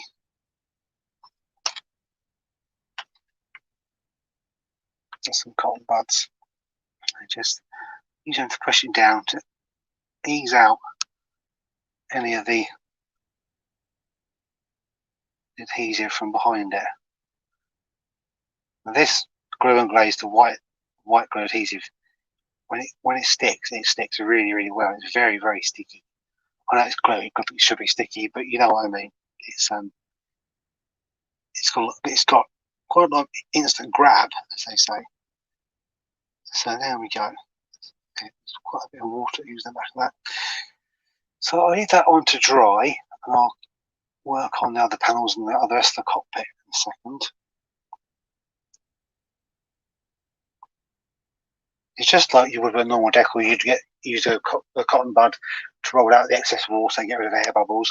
I'm just doing the same to get rid of the excess glue behind it. It's coming out the edges. I mean, the good thing, once this is all done and dusted and finished and dried and built inside the cockpit, you're never going to touch it again. So you've got no fear of it coming off or peeling away or flaking. And there you go. That fits perfectly on that instrument panel. So I'll leave that to dry there. And we'll carry on. This is the rear bay with the avionics boxes on here. It tells you on the instructions which numbers to use. White light. And the decals are all numbered to match up. Strangely, the decals for instrument panels, side consoles, avionics bays are all numbered. The decals for the seat pads and seat belts are lettered. Very strange when they're all numbered, but there we go. So yeah, same as these. Right, we want number 7 to go on this one.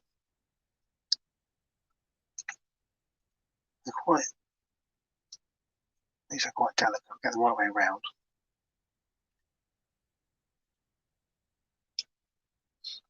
Also, another good thing about these, as opposed to colour photo etch, you haven't got to work with super glue. Because super glue you need to use photo etch, or you can get the self-adhesive photo etch pieces, which I always reinforce with extra glue anyway.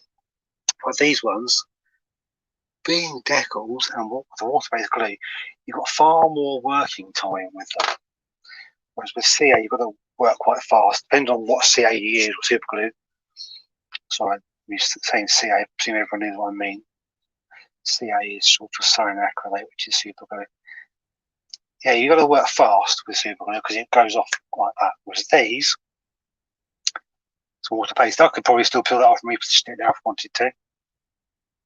This is the way they go. That's another bonus to these. And I'm very, very impressed with how they work. The quality of the printing is actually better, I think, than pre-printed photo etch, because it's 3D printed It's not just, I don't know how they do the pre-colour photo etch, whether it's screen printing or what it is, but it can, on the bigger scales especially, actually sorry, on smaller scales, if you go to 172, this sort of thing, the pre-painted photo etch can look a bit pixelated, like a dotty effect. All the panels, when you look closely at them, they're all very sort of dotty, which is obviously where they print them in inkjet or whatever they use, laser jet.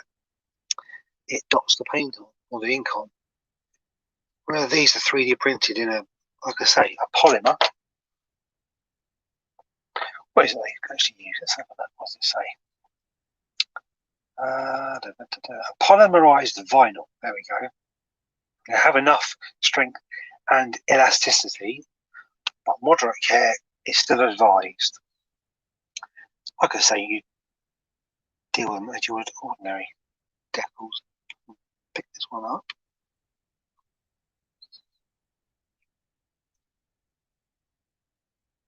This is what I do. I normally do decals of any sort of decal. I'll have one soaking, put one in, then that one will be soaking while I'm adding this one to the model. Just remember to go upside down, but goes. That way, is that moving yet? Yeah, that's set loose already. So we'll go in on this one.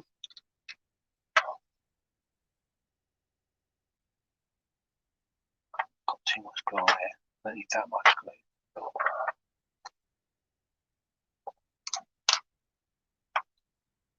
Difficult to see white glue on a white paint, but I can see it's wet, so that's fine.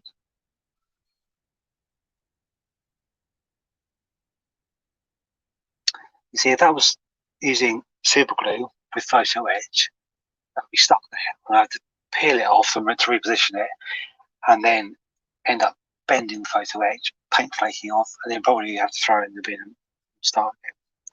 Because this is water based and it's water soluble, I can slide that around to my heart's content to get that in place. I think we're about there. What I'll do, when these are all dried, I'll get some close-up photographs and send them over so you can put them on the Facebook page. You can see just how good these are. It's difficult to see on this little camera on there. Is that one loose yet? They're really quite. Yeah, that one's away as well. Let's see if I this one. So yeah, it's almost like a whole new way of learning to use to apply decals with PVA or white glue. Which one is this?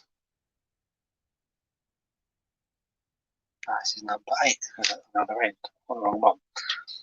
Pay attention, folks. Pay attention to the instructions. Get your 8s and 9s mixed up. Should go that way around.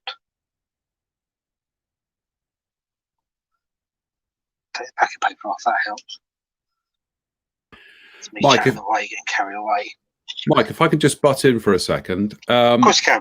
One of the, actually, you mentioning super glue and photo etch bits and pieces and whatever.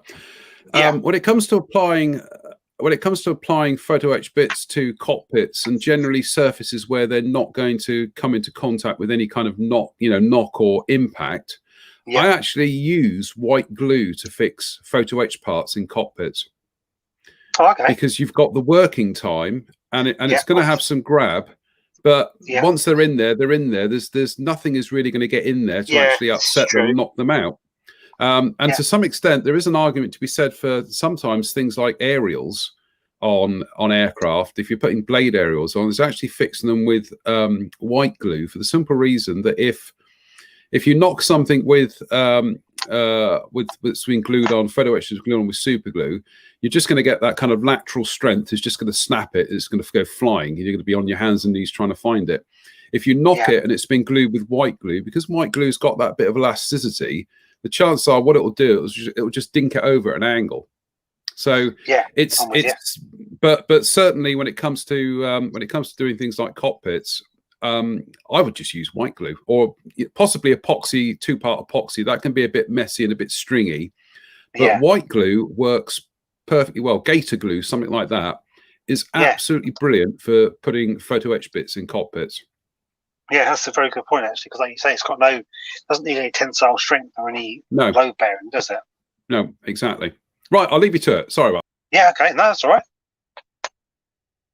Yeah, that's a very good point actually. I hadn't thought about that. Let's say old habits die hard. I always use super glue to apply my photo etch parts. But with this sort of thing, when they're a flat surface and they're not really load bearing or most tensile strength, yeah, that's a very good point, John. I shall bear that in mind in the future. Some more on there.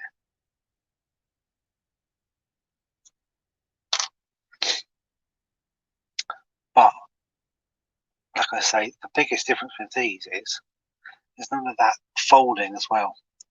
So adhesives aside, I haven't got a folding tool. I don't do enough photo etch to really warrant getting one. But I've seen them used and they work really, really well. If you're going to do a lot of photo etch, like if you're going to do a complete set of flaps on a 1/48 scale Lancaster, for example, you really could do with a folding tool. For cockpit stuff like this, it's not that essential. It just becomes a bit cumbersome, a bit clumsy.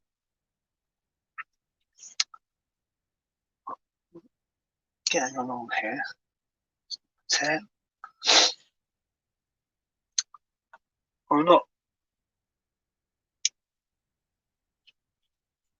I'm very aware of the fact that watching someone do decals isn't the most interesting thing in the world. I just thought, if you people have seen these, like me, seen these things online, advertised, pop up on Facebook or in your inbox from new manufacturers, it's 3D printing is. I know Drew Manton is very much into 3D printing, and it's quite still relatively new and quite expensive way of doing things for the average modeler. But these 3D printed things, first thing you see, 3D printed, oh, that's a scary word. Well, not really. I mean, the quality is fantastic. It's just, I thought I'd give these a go, and in case anyone wasn't sure how they work, how to use them, let me just give you a quick how-to.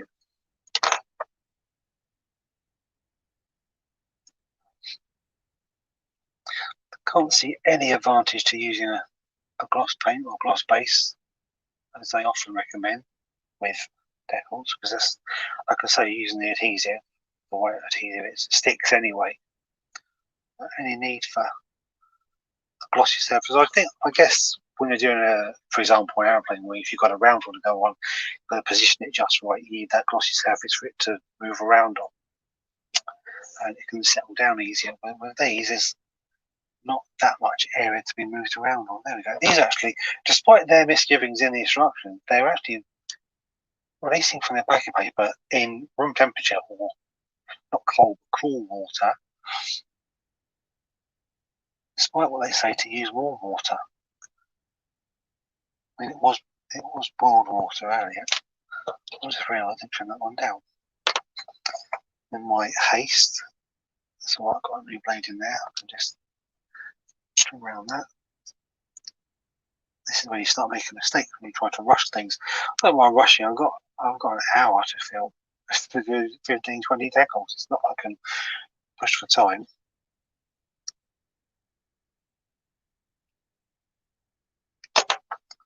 The good thing is also I only painted these parts this morning. I have to wait to paint them dry because they're lacquer paints. They'll go dry within minutes. So there's that one on. Let's put some more glue on that one. That's ready to go.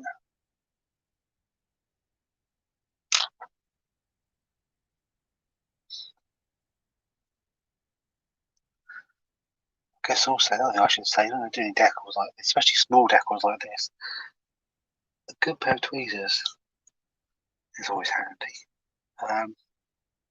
I've got several sets of tweezers, as recommended by some of the guys from the Interesting Modelling Company. There. where are we? A set of Pixnor.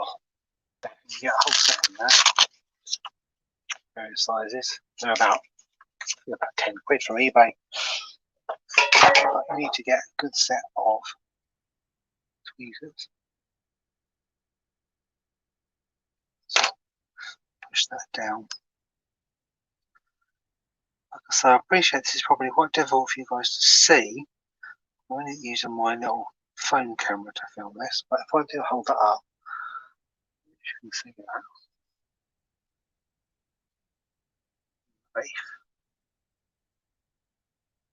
All the buttons actually raised as per if they're molded in, but they're all painted and coloured as they should be. That, and to the naked eye, it does look really, really good. So much better than I couldn't paint that. I mean, I'm pretty good at painting cockpits, I think. Even using cocktail sticks and the finest of brushes, I couldn't get that amount of finesse. So, right, while that one's dry, we can add extra sections to the side of the instrument panel. Got number 5 and number 6 and number 3 at the top. Some people get a bit bogged down in cockpits, me included. You put all that detail in, and you can't see any of it when the model's finished. And you have the canopy open.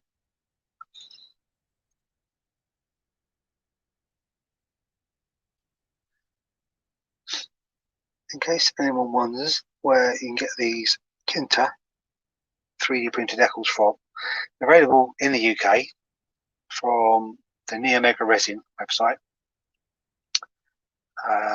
or via eBay,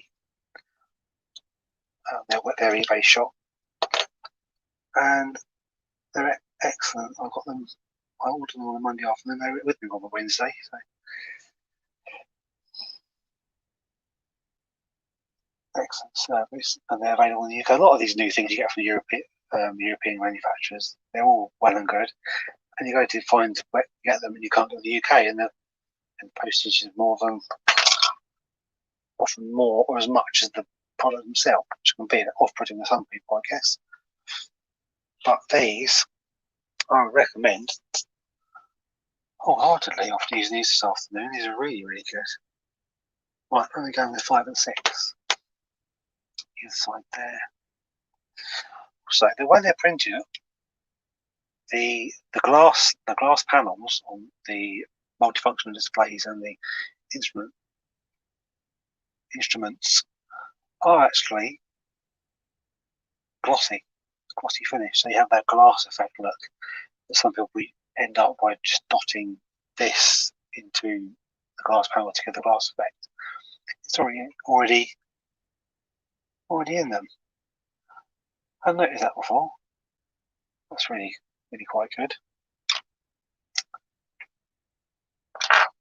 Well, to this. Let's go that one on there. So yeah, this is quite therapeutic. Hopefully this is proving useful for some people. I mean, this is also, as John mentioned about at the start of this, my clean, tidy OCD workbench. If you're trying to do decals or any photo etch pieces like this for cockpits, and you've got a messy work area, especially with photo etch, if it goes ping out your reasons, you can quite easily find it on a clean white desk anywhere around it. If it goes ping and you've got pots of paint and brushes and glues and goodness knows what else around your bench, you can quite easily lose a small grab handle or a injection firing handle or a seat belt in amongst all your detritus around your desk. So there you go. That's why I'm working a clean area. That said, I've seen some of the best modelers in the world. Their workbenches are absolute bomb site. And it just gives me the shudders looking at them. But the work they produce belies the fact they work in a mess. I'm sure there's a saying about this, about a messy mind is a Might be an intellectual perfectionist. I'm not sure. I just made that up. Or maybe I'm just waffling now.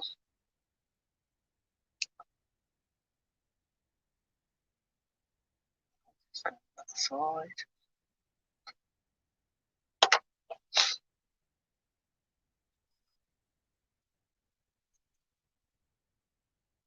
There are, on this sheet here for the instrument panel, some smaller pieces, some very small pieces, to go on top of the main instrument panel. Whereas, like I say, if you were to try and add them a photo etch, they might ping over each pieces, never to be seen again. You pick these up with a brush if need be, because they're decals and working with water.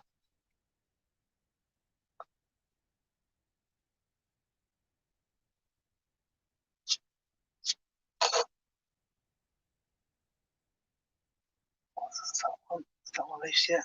Yeah. Well, so much for their saying you need to allow plenty of time for them to soak on their backing paper.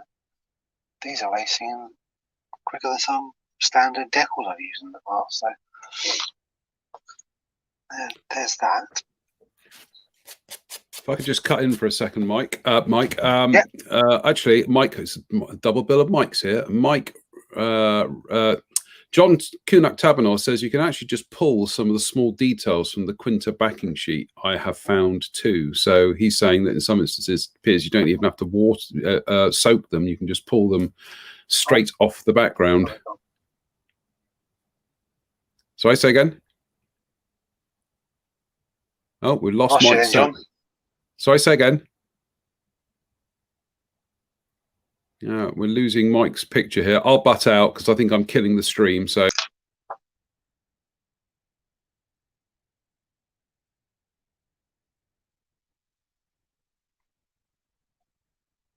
Are you back in the room? I could see you, but I couldn't hear you just then, John.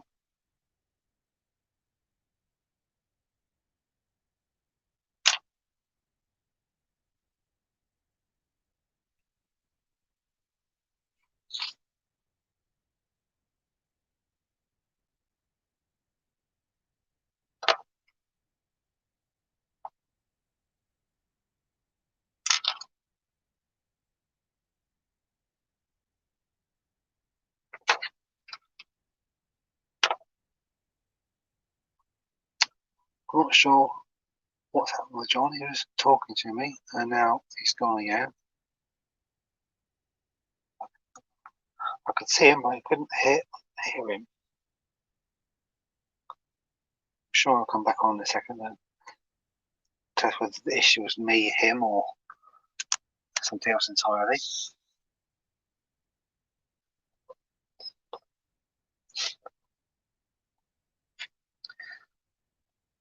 Now, as I was mentioning earlier about the colours from pre-painted photo etch, these are pre-painted, and the grey they suggest to use in the kit, how much I was being informed, doesn't match the grey on the instrument panel. This is a bit lighter. You can see the difference. That's the grey I use for the cockpit. That's the grey on the instrument panel. It's far lighter.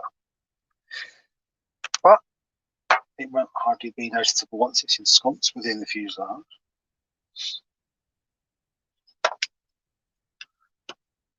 Can anybody hear me? Has John got issues? Are we okay? I'm sure he's doing things behind the scenes. Can you hear me now, Mike?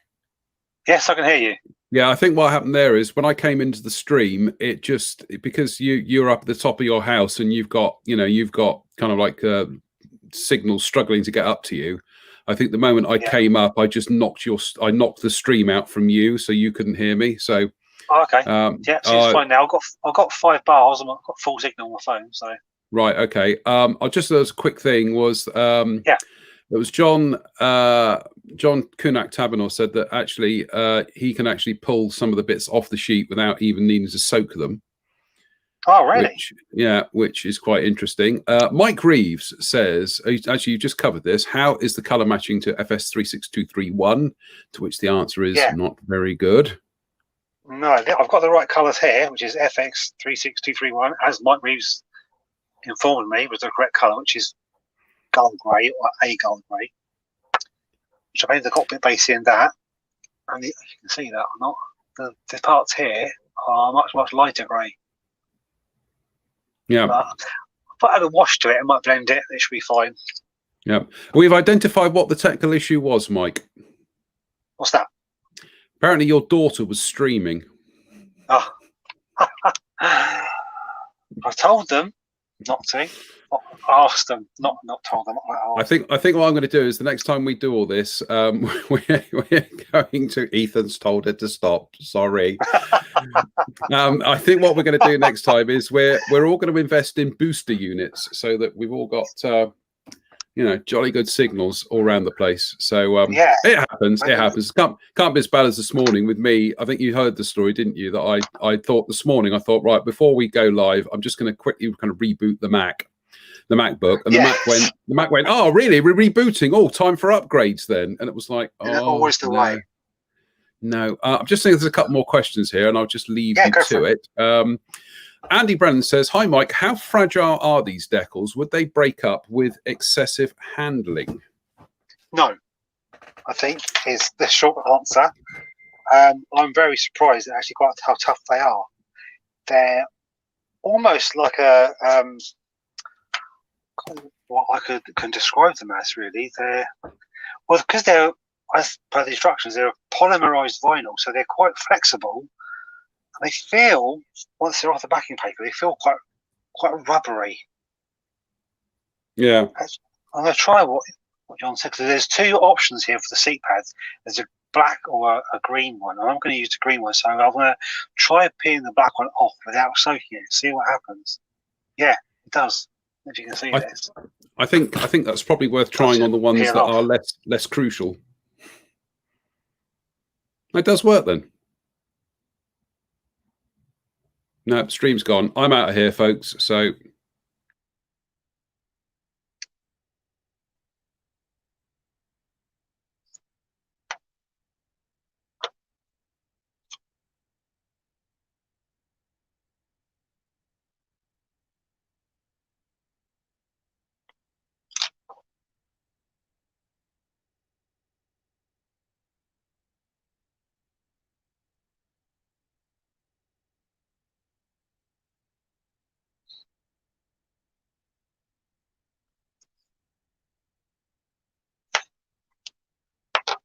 I don't know what happened again. I think my Wi-Fi signal might be a bit weak.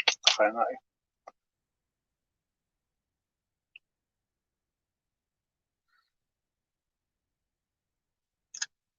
But yes, that was interesting from John Keane at Tabidon about it was to pull them off without using. So to also answers Andy Brennan's question, you can peel them off without having to soak them. Well, I don't think quite they would be. Yeah, they're almost self-adhesive, actually. No, they're not self-adhesive at all. But yeah, you could do that, I imagine, without soaking them. At the risk of screwing it up, let's have a go. Live on air. There's seat pads. I used the white glue to fix them, but I won't soak them. I just trim them down. Have a go. Where are we going? So this is the seat pad is letter K. So we'll pull that off of there. There's the corner.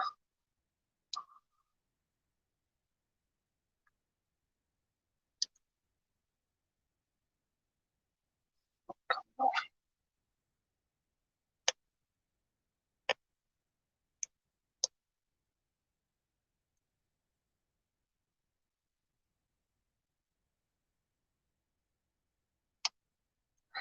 Bits come away from the corner, but that should be fixable. Let's have a go with this. Get some white glue, put it on the seat.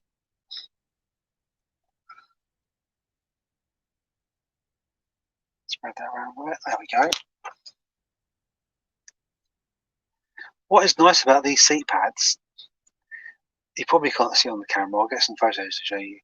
They've got, the way they're printed, I was going to say moulded, but they're not moulded, they're printed through 3D printed decal. They've actually got creases in them, in the seat pads, which is quite a nice idea, because you, on photo etch, you wouldn't be able to see that. It wouldn't have that same effect. Yeah, you can just stick one with white glue. No need to soak them at all. There's the seat pad on the seat.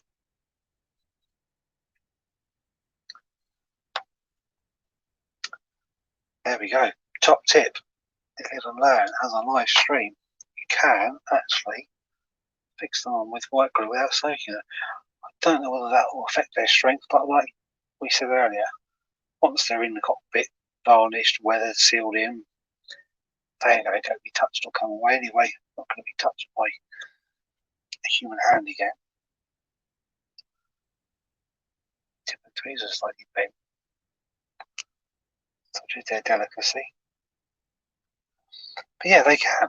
Well, thank you, Jonathan. Queuing up the tabernacle. That's most useful. Let's have a look at this one. I don't want to. Oh, let's see how it's going to break up. Let's try soaking that one instead. I don't want to risk ruining them.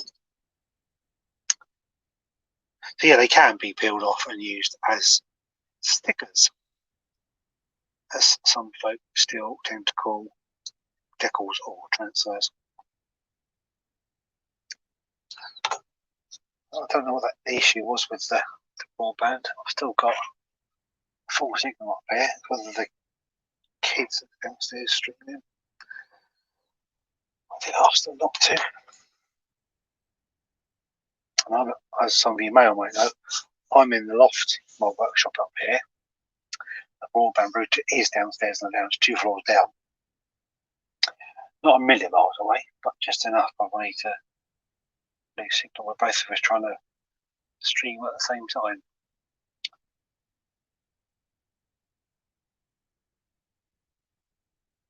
So let's see one off there. I'll be interested to see how these seat belts work on here, because there's separate, as you would have with photo etch, the seat belts. Whether you can drape them, being that they're flexible polymerized vinyl, as opposed to photo etch, which you have to bend and stick into place.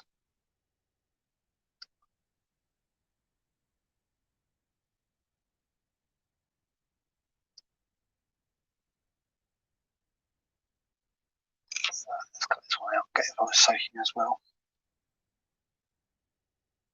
You've got a choice of seat pads, black ones, which is meant to look like foam, I think, black foam effect seat belts, or you've got the green padded ones, which is, as the seat's black, I'm going with the green to add a bit of interest. I'll probably add a little dry brushing and a wash to them to bring out the details. I really was wondering whether I could fill an hour with doing a handful of decals, but it's been thicker than 45 minutes already. Anybody bored yet? Watching a middle-aged man sitting in his loft putting decals on a cockpit the size of your palm.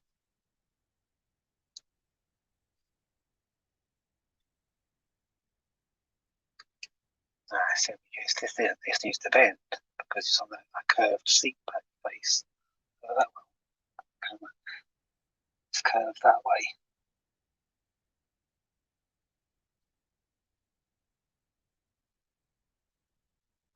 This is where cyano or superclean might come into its own, you see, to give it a bit more grab.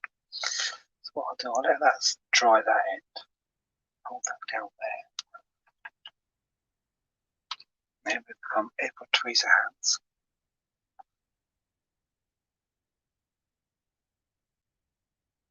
There we go.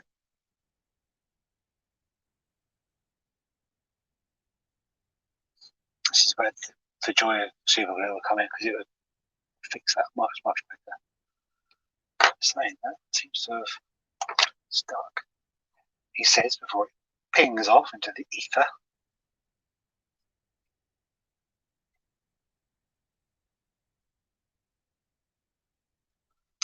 Get this bit off. So yes, I think we can safely say 3D printed decals from Quinta Studios are because they're worth it. They're definitely worth it. They work. I'm suitably impressed.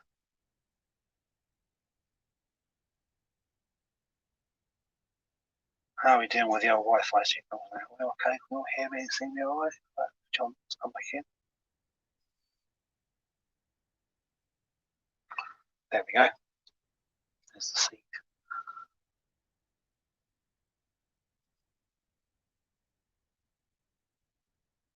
Then once they're dry, there are seat belts to add. Fortunately, they give you 3 of each. I'm guessing so it allows for mess ups and screw ups, or if you lose a part, or ruin a part, or break a part. So that's the part there.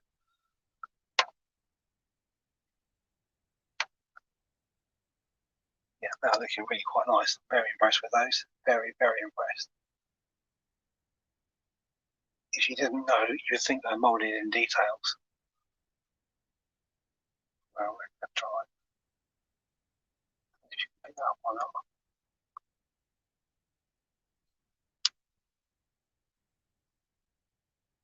Far superior to colour photo etch, far superior than I could ever possibly hope to try and paint. Let's just see how many smaller ones fit on. Right, where are we going? Number 13. This is where we come into the layering effects, like you would use on photo etch parts to give that 3D effect. Got extra power to go on top of it.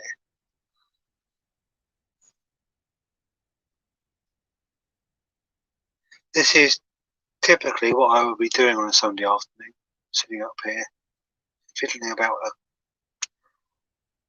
small scale F-15 cockpit, or any cockpit,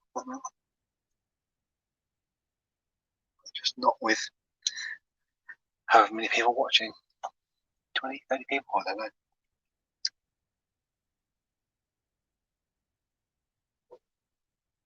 I did do a few live streams earlier in the year, but the day job got in the way, and I always felt a bit self-conscious, like I didn't really have much to say, or I think, do people really want to see me doing this?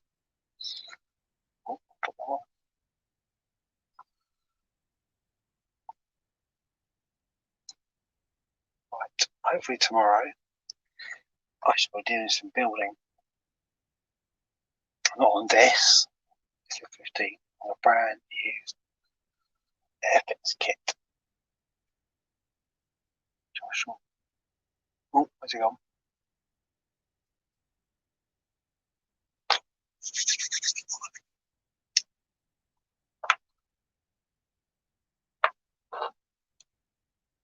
That's released almost immediately.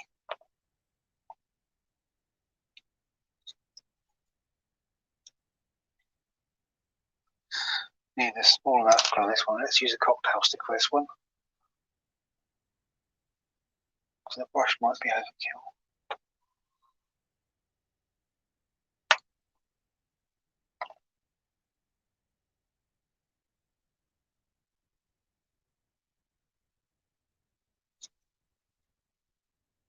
How did it go? Oh yes. Very impressive. I'm not sure what that screen is. I'm sure the resident F-15 Eagle expert, Mike Reeves, will be able to chime in. Do you know what number 13 on there? What is that screen up here? You see that? Right, it's very, very good because you put the extra decal on top of that decal and it gives a proper in relief 3D effect. So I'm going off the camera again. I'm doing what Jen was saying, sort of use work close to your face now. There we go. So we've got lots of small decals, which is one number 18. Where's this one going? Ah, it's on there.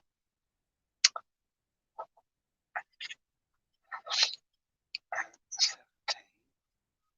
Right, to these two. I think that's about it for this cockpit.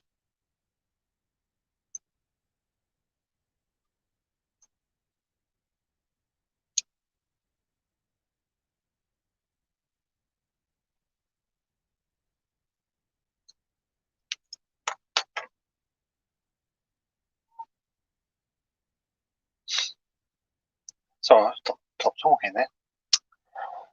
So I used to working up here on my own, not talking to anybody. See, I think I've got an audience.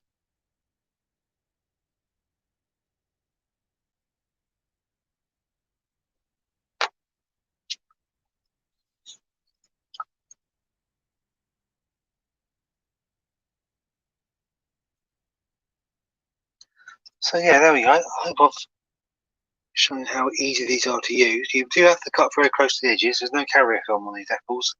We have normal decals.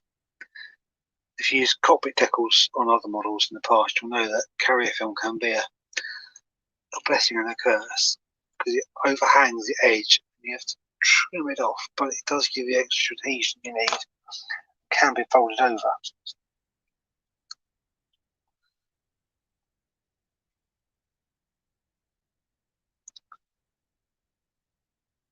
Some of these are quite small.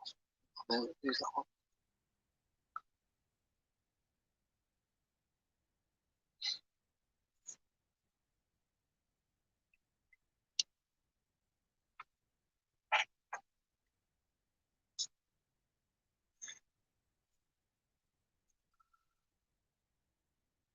Right, where are we? This one going on next.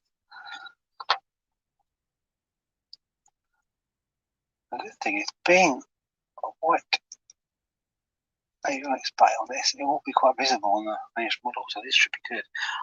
What I'll do, I'll give this a wash with some acrylic or some oils and make that detail come out. I'll get some photographs and hopefully I can show you tomorrow or put a picture on Facebook how they look. Because the molded detail is really rather good. These just serve to really enhance it. Where are we? E2. There we go.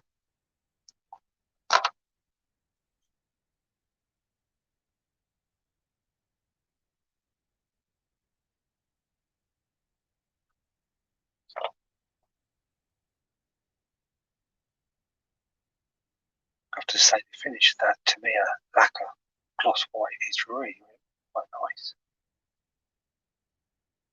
It doesn't look painted. You think that was molded in gloss white? It's very good. Where are we? This one goes on there. Again, another layered one. Lucia. Yeah.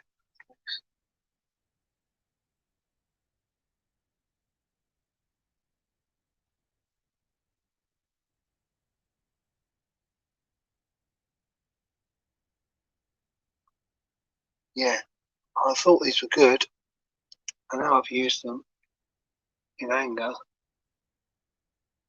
suitably impressed. These are really rather good. I think, not sure how you weather them and ship them for like an old Battle World War II cockpit. I know they do a lot of the Yaks and the MiGs, early fighters from Russia from World War II, and they're Quinta 3D printed decals. But these are for relatively clean lines of a modern fighter. Yeah, that's exceptionally good.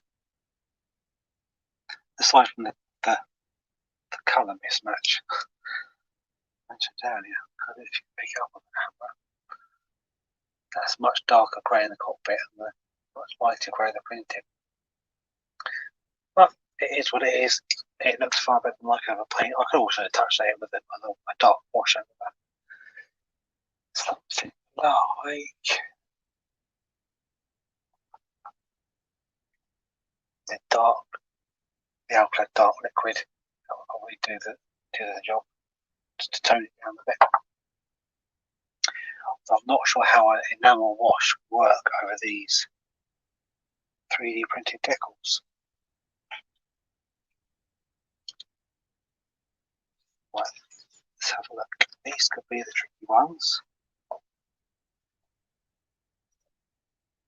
What are they? I think they're basically buttons and switches. They're the little yellow and black warning labels. The cockpit panel. As you can see on here, there's 1, 2, 3, 4 of them there. Now they're going to be difficult to cut out, but once they go in place, they're almost ½ millimetre deep off the paper. I don't know if you can see that on there or not. No, you can't put it actually in relief of the paper, about ½ mil depth off of the paper. Now look at the yellow switch. Let's have a go.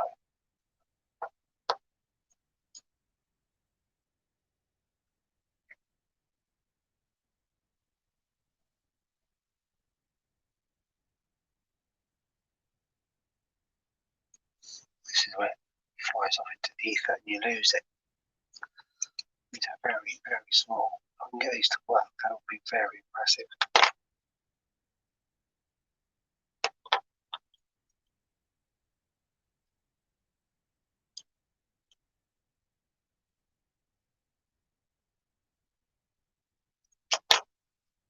I think don't want to lose it.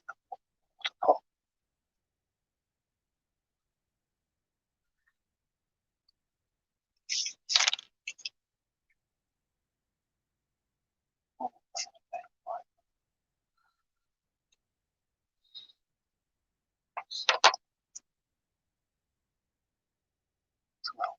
Away from there.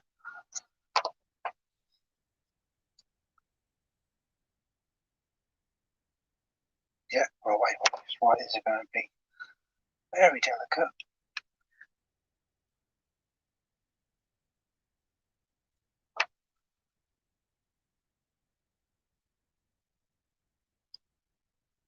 And it's pinged off. What was I saying about losing parts? Right, it's gone.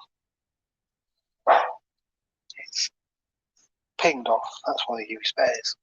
Let's try that again. And you've got one spare, so that is there's 3 on there, and we've got 4 on the sheet. So let's have a look at this one.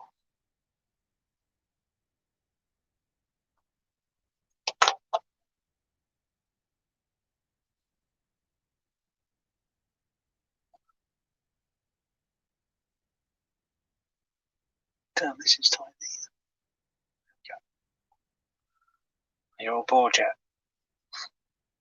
Is anyone still there?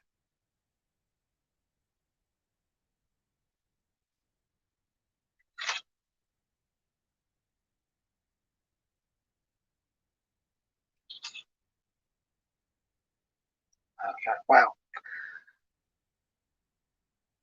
Yeah, I said wow, I mean, wow, that's incredible. There you can't see what I'm doing. There's a tiny little switch on there, and 3D decal. It fits perfectly.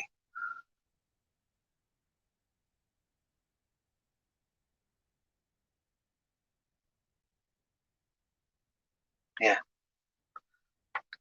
very impressive. Where's the camera? It's just on down here. Switch there. probably too shadowed, too contrasty to see it. This looks like one of the Yahoo pre-painted resin extra colours you can buy. That's what that reminds me of now. And you sort of step back and look at it. It's very, very, very impressive. Where are those two going? Again, there's a spare. Goodness, only one spare, mind you.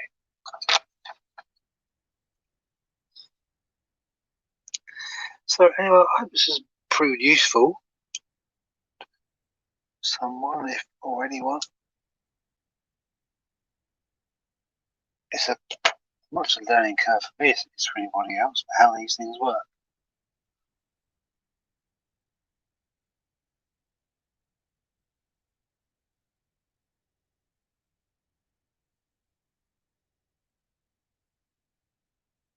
I sometimes do wonder why we bother with these tiny little things. We're not going to see it on the freeze model. But it's that classic thing, because we know it's there.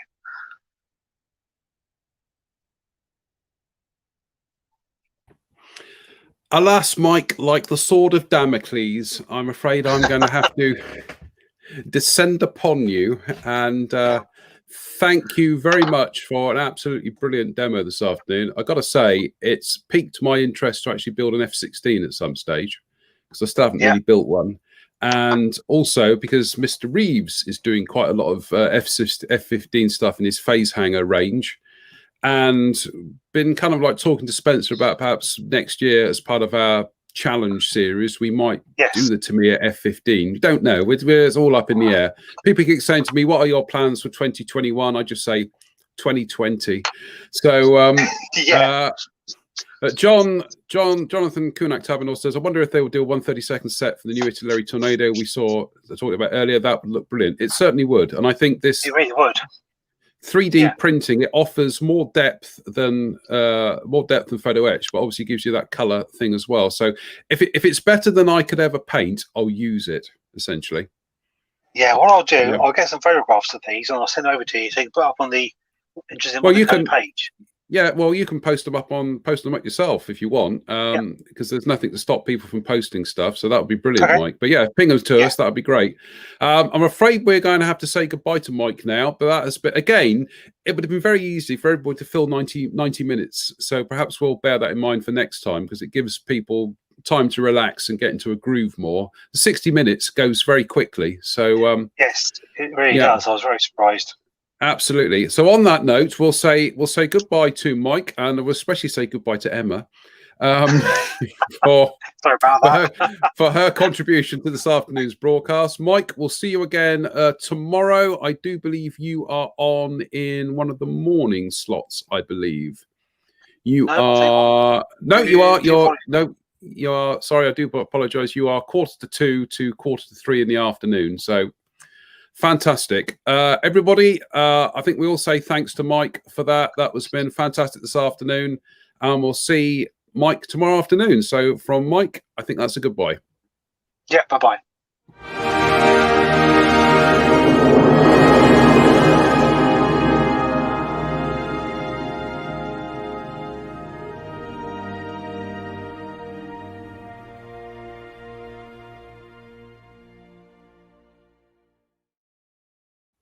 Oh, I do love that music. Anyway, without further ado, we have another. I'm going to turn the light on a bit more here because it's something gone dark outside. Without further ado, we've got another guest waiting here. I can see him eagerly ready to join us. And it is my great pleasure to introduce somebody who, let's just put it this way, I knew of him before I knew him, because I've been reading his books for years. And what can I say is that live from America, ladies and gentlemen, Mr. Chris Bucholtz. Good morning, Jonathan. Good afternoon. I'm sorry, good afternoon. I apologize. How do I pronounce your surname, by the way? It's Bucholtz. Except whenever I visit Germany, it's every hotel clerk says, "Oh, Mr. Bucholtz," and Bucholtz. Bucholtz. The American Bucholtzes came over here a long time ago and had their name permanently altered by the the English vernacular. So Bucholtz now. No. I remember that Bucholtz then. As I say, you will know Chris from his books. The odd thing is, even before I knew Chris, I had all three of these books pretty much in my collection here.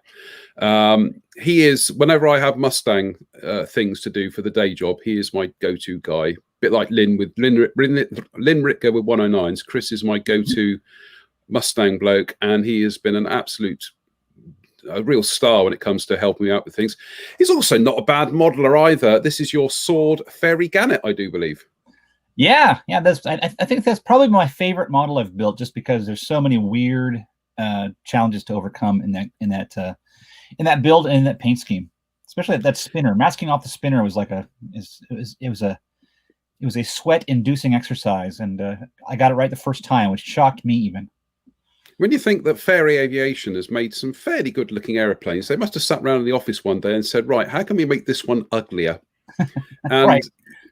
It's a kind of brutish charm to the Gannet. I've always liked it. It's Fleet Air Arm, and my family are Royal Navy, so I'm clearly biased. So yeah. Chris, how are you? I'm very well. Excellent. Little news flash first thing in the morning here. It's 9 o'clock California time, and they just called the election in America for Joe Biden. So I was going to say, what's going on in America? Because you don't hear much from your neck of the woods these days on the news. It all just seems to be very quiet. So yes, nothing much up. But yeah, it's good news or bad news depending on how much you were looking forward to the apocalypse. Let's put it this way: we will be very neutral here at the Interesting Modeling Company, and we would just say it's news. Yeah, it's news. And also, Chris has been doing these brilliant fantasy baseball broadcasts, which have had me in stitches. Not only because of the actual play, but it's your adverts. Honestly, Chris, they're absolutely brilliant, and you'll be able to find them. I think if you go to Chris's timeline, you'll find them, but they're just brilliant. Yeah, it's really fun. I actually, when I was in college, I did on-air baseball play-by-play for the San Jose Bees. They're called the Bad News Bees because there was an independent team with a bunch of kind of washed-up major league players, and then the San Francisco Giants, which was a legitimate farm team for the San Francisco Giants. And doing the games on Facebook with the simulated games, the games with this card game, which happens to be right here, is actually more difficult than doing a real live game. There's not as much time, and you have to make everything in your head. So I think being a scale modeler and having to imagine things ahead of time actually helps with endeavors like that. But it's fun, and the advertising honestly is not that far off from the stupid things you hear on the radio here anyway. So. Do you know what? It has a kind of a Paul Verhoeven quality, I think is the best way of putting it. I think if anybody who's ever seen films like RoboCop and Starship Troopers and knows that Paul Verhoeven has this thing for kind of really crass commercial things, but it's utter satire. And I sit here and I think there was one that you did. It was like a seafood one that honestly my dinner shot out through my nose. It was the most painful and joyous experience at the same time. So Chris, like I say, it is an utter delight to have you on the show this evening. Let's go back to quote the great Dylan Thomas, to begin at the beginning. How did you get into this crazy hobby of ours? Yeah, my both of my grandparents were in aviation. So my grandfather on my father's side, and his real story actually only came out after he passed away, and I got a hold of his papers and stuff, was in the Army Air Corps starting in 1939, and so he was in before the war started, and I was in the Navy. We would have called him a sea lawyer. He managed to avoid going overseas multiple times during World War II for a variety of reasons that often involved reduction in rank. And somehow he got into the aviation cadet program and then got booted out in 1944 on a health discharge, and which of course never those health issues never materialized ever again in his life. So he had kind of a checkered story. My other grandfather was a chemist for Ford Motor Company starting before the war. And when the war happened, he tried to volunteer, but he was deemed to be a essential worker in the defense industry. And so he kept trying to enlist over and over again until the police got involved and actually said, the next time you do this, you're getting a fine of $500. and we're going to put you in jail overnight. So he ended up working at Willow Run on low temperature synthetic rubber for the B-24s for the entire war, and resented that greatly. And he ended up in the defense industry as a chemist for a long time and did a lot of high temperature metals and alloys and things like brake system for the XB-70 and other aircraft, and ended up as materials lead for the ablative shield for Apollo. So he was an aviation nut himself. So it sort of was passed down to me. And the first kit I built, oh, there you go. See, that was a fascinating experience to watch those missions with him, because he knew everything that could go wrong. So at those points in the mission where things could fail, he would start to get really nervous. The blast off from the lunar surface was his big tension point. The reentry he was okay with, because he knew that would work. But if the LEM motor failed to launch from the moon surface, that was unrecoverable. So that was the basis of it. And I was given models from an early age. I think the first model I ever got was an Aurora Godzilla, the glow in the dark Godzilla with the glow in the dark. Oh yes. Hands. He looks like he's wearing a green leotard. It's very strange. But the first airplane model I ever got was a snap together P-51 Mustang with the stickers for Ridge Runner 3. And I don't have a Ridge Runner 3 in my collection yet, but that was the first model I ever got. And then the first time I ever flew in a Mustang, it was Dan Martin's Ridge Runner 3. So it's a kind of a important airplane to me. At some point, I'll have to add that to my collection. But from there, in high school, I got into it. I started building models as a hobby seriously. And then in college, I didn't really have to stop. I was working at the college radio station. One of the guys there says, "Hey, my uncle owns a hobby shop, and every year for Christmas, for my birthday, he buys me a kit, and I hate building models. So do you want them?" And so he brought in a huge box. It's an enormous box of 72nd scale kits, and I'll build those, and that really kind of kickstarted things for me. I think my high school girlfriend gave me the monogram B-52 as a graduation present, and full on nerd. And so that's what got me started. And when I was in the Navy for a while, I was able to build models in the Navy on my ship.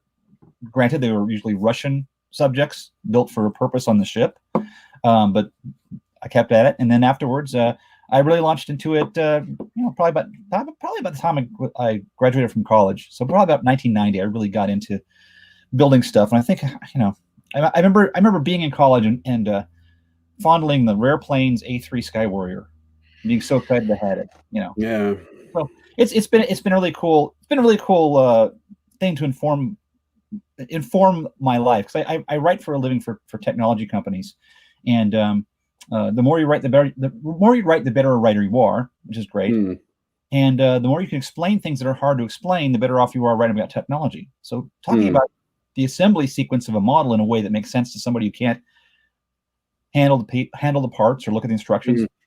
If you can do that, you're already half the way there if you're writing about technology. So it's been a very nice, very, very, very nice dovetailing of things for me.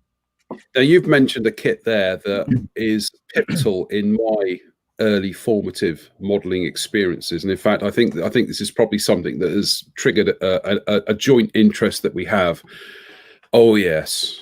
Oh yes, I had this kit as a kid. My grandfather knew that I was interested in dinosaurs, so he bought me this. It scared the living hell out of me.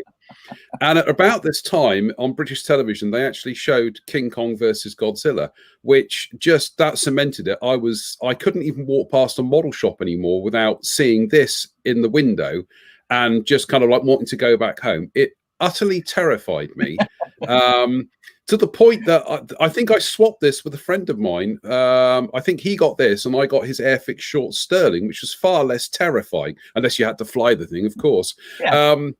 But from that kind of hung around in the background. And then over the years, as I started to, well, I was going to say as I started to grow up, but I think the more accurate description is as I started to grow older, because we never grow up, is I started catching some of the Toho films on television and whatever. Just fast forward kind of to 2020, I'm just a complete and utter Godzilla fanboy nerd. I've got all the films, I've got models, I've got figures, posters, t-shirts. I'm just You've got a tie. I haven't got a tie. I need a tie. Oh yeah, the tie. The tie is not the best quality tie, but the subject matter can't be beat. So. And also, I've noticed that you are one of the things that you do build quite a lot of, which just utterly impressive. Hopefully, Chris, you'll post some pictures to our timeline, and that's your 1/20th dinosaurs. Oh yeah. It's funny. I've been focusing on 1/20th mammals for a long time, and it's talk about a weird niche space. So prehistoric animals, just in general, they're almost all the good kits of interesting things are cottage industry pieces. So you get this really wide disparity in quality levels, not just the sculpture, but also the casting. So there's some construction issues in there. But I chose to focus on 1/20th scale mammals because they can all be the same scale. My goal at some point is to go to the nationals in the U.S. here and have a collection like the Zoo of the Ancients and show these mammals and in relation to each other. And I think you can see over my shoulder there. There's a Andrewsarchus mongoliensis.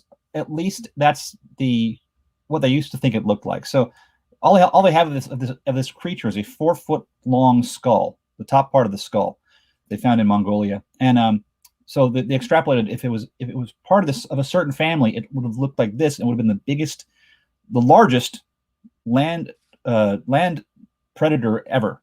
And so that's what they did this one as. Recent research has kind of reclassified it into this. Now what they think it is it was a big, brutish bully that ran around scavenging other animals' kills, and it had kind of this dad bod. It was kind of a fat, weird-looking thing with a big head. And Vitaly Krat has done one of those, and I might have to put them side by side because it's kind of it's like one is the scary, dramatic predator, and the other one is like this just cumbersome, clumsy-looking thing that if you weigh 8,000 pounds, you could probably scare away most other things just by showing up, no matter what you look like. Absolutely. So that's that. My first one was a Glyptotherium texanum, and it actually won Best Dinosaur at the Nationals in the U.S. in 2012. And ever since then, I've been trying to get the contest committee to change it to prehistoric animal, not dinosaur, because lots of things aren't dinosaurs. But that's the pedantic side of me that I brought over from airplanes to this side. But I did a prehistoric whale called a Dorodon earlier, like I guess late last year, and it's fun. It's really interesting. The airplanes take a long time, so I do a ton of research and I try to fix all the details. And honestly, just people put stuff on things in a much more dense nature than nature does. So these kits are like you solve your initial construction issues, and it's all painting, and you're done pretty quickly. And what I found though is the hardest part is building the bases. Bases have to be nature, right, with trees or with seaweed in the case of the Dorodon, or a sand dune like the guy back there. And that takes a little while, but I'm getting those skills up too, and that's actually going to help when I do like the armor diorama I'm working on. I'm not worried about the groundwork anymore. If I can do it for a Titanus walleri terror bird, or I have a kit of the Andricotherium in 1/20th scale, which is bigger than my cat, and it's gonna have some vegetation. If I can do that in 1/20th scale, 1/35th scale is a breeze. 1/72nd scale, no big deal. So it's once a year I try to knock out one of these prehistoric mammals because they are a departure completely in terms of build style. I was going to say again, this is like a weird parallel to me, because if I don't know if you're like me, but when I was as a kid, one of the things that I was massively into, still am to some extent, I hate to use the term dinosaurs, but prehistoric creatures, dinosaurs, that kind of. I was the person sat watching Jurassic Park going, they're not from the Jurassic era, But honestly, I did. And then I walked out the cinema with just like, where did Spielberg get those dinosaurs from? I was blown away by that film. But I grew up building the pyro lifelike dinosaurs, which. Honestly, lifelike is the last thing I would apply to them. They're not very accurate, but as a kid, I loved them. And also, I had this as a kid. Again, perhaps not very accurate, because I think Aurora used like base tooling, and they managed to kind of wing some other versions out of it. They did a Triceratops and whatever. But I loved the Aurora prehistoric scenes. They were just sensational kits. They weren't very accurate, but in terms of firing up my imagination and getting kids interested in that kind of history, prehistory. Utterly brilliant. Yeah. And I don't know if you ever built any of those. I had many of those. I didn't. The one I didn't have was the Styracosaurus, but I had almost every other one of those. And I think I think the one I really wanted was the cave. There was the cave for the prehistoric people with all the bones and all kinds of tools and stuff. Yeah, those were fantastic kits. Like when they talk about play value for a model, those things were top of the chart because everything was articulated and so they weren't really great models, but they were great kids models. They were fine for. And actually, when Jurassic Park came out, our club had a contest for dinosaurs, and I built the Ankylosaurus, which is a reasonably good kit. It's not too cartoonish. It's not. There's only so much you can do to articulate an Ankylosaurus's legs, so they couldn't mess that up too much.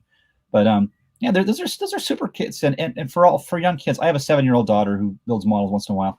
Those are the kind of things that she would love, because you can be as creative as you want. You can paint it really any color you feel like, and you can play with it, and they're reasonably durable. I think my nephew may have broken the Ankylosaurus when he was 5 or 6, but it took a long time for him to do it. So it was a sacrificial model. You take the Ankylosaurus and leave the airplanes on the shelf alone.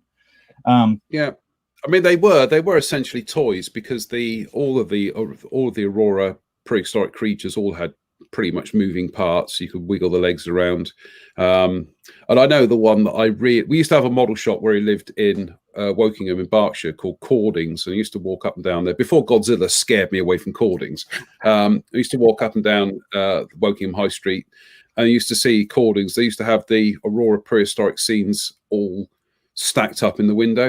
Oh, I mean, it made such a strong impression on me as a kid that I can still see that window now. It's just, and like I say, from those kinds of things, the dinosaurs have never left me. I still love them. A few years ago, we had an exhibition in Bristol, and it was to do with the BBC series Walking with Dinosaurs.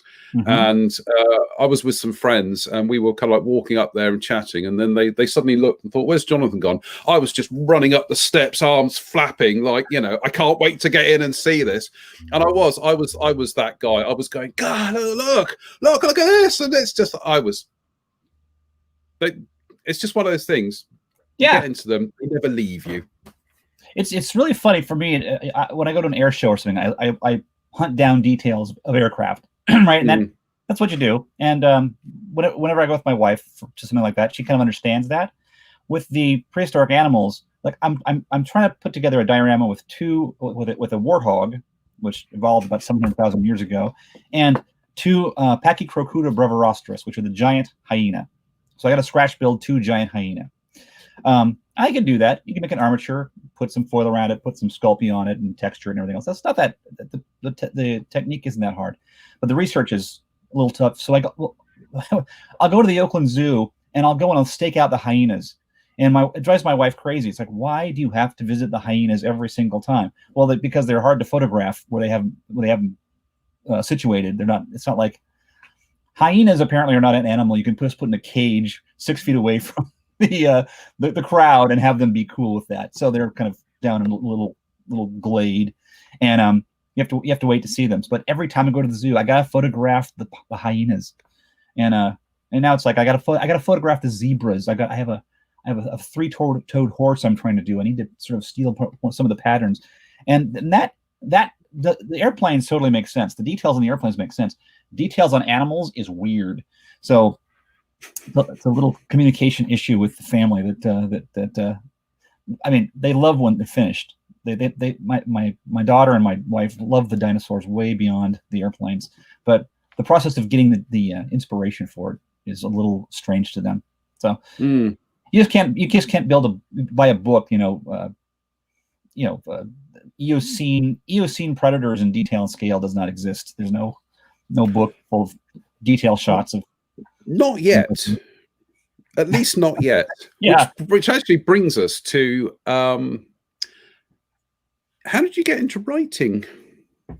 Oh, I showed a talent for it early on in high school, and I wanted to be a journalist, and went to journalism school, and my first real paid writing gig was as a rock columnist. I was a music columnist for Bay Area Music Magazine, which was a great gig, and it like was super fun and paid almost nothing. And I got to interview all kinds of cool people, and that was fine. And then I started getting into technology journalism and covering as a pure play journalist, and then later as a content marketer. And that's been a very good career for me.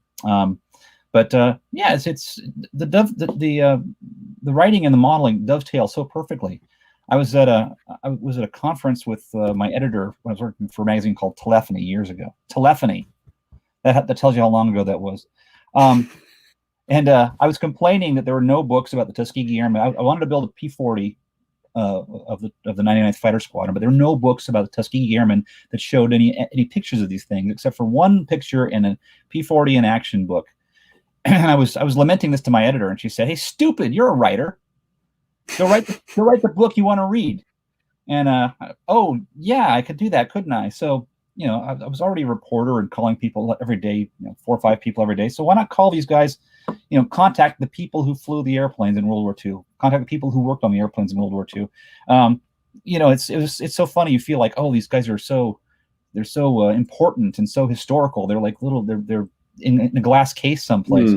No, they love talking about this stuff. In fact, the Tuskegee Airmen book, they love talking about flying airplanes and servicing airplanes and not being treated like a sociological phenomenon.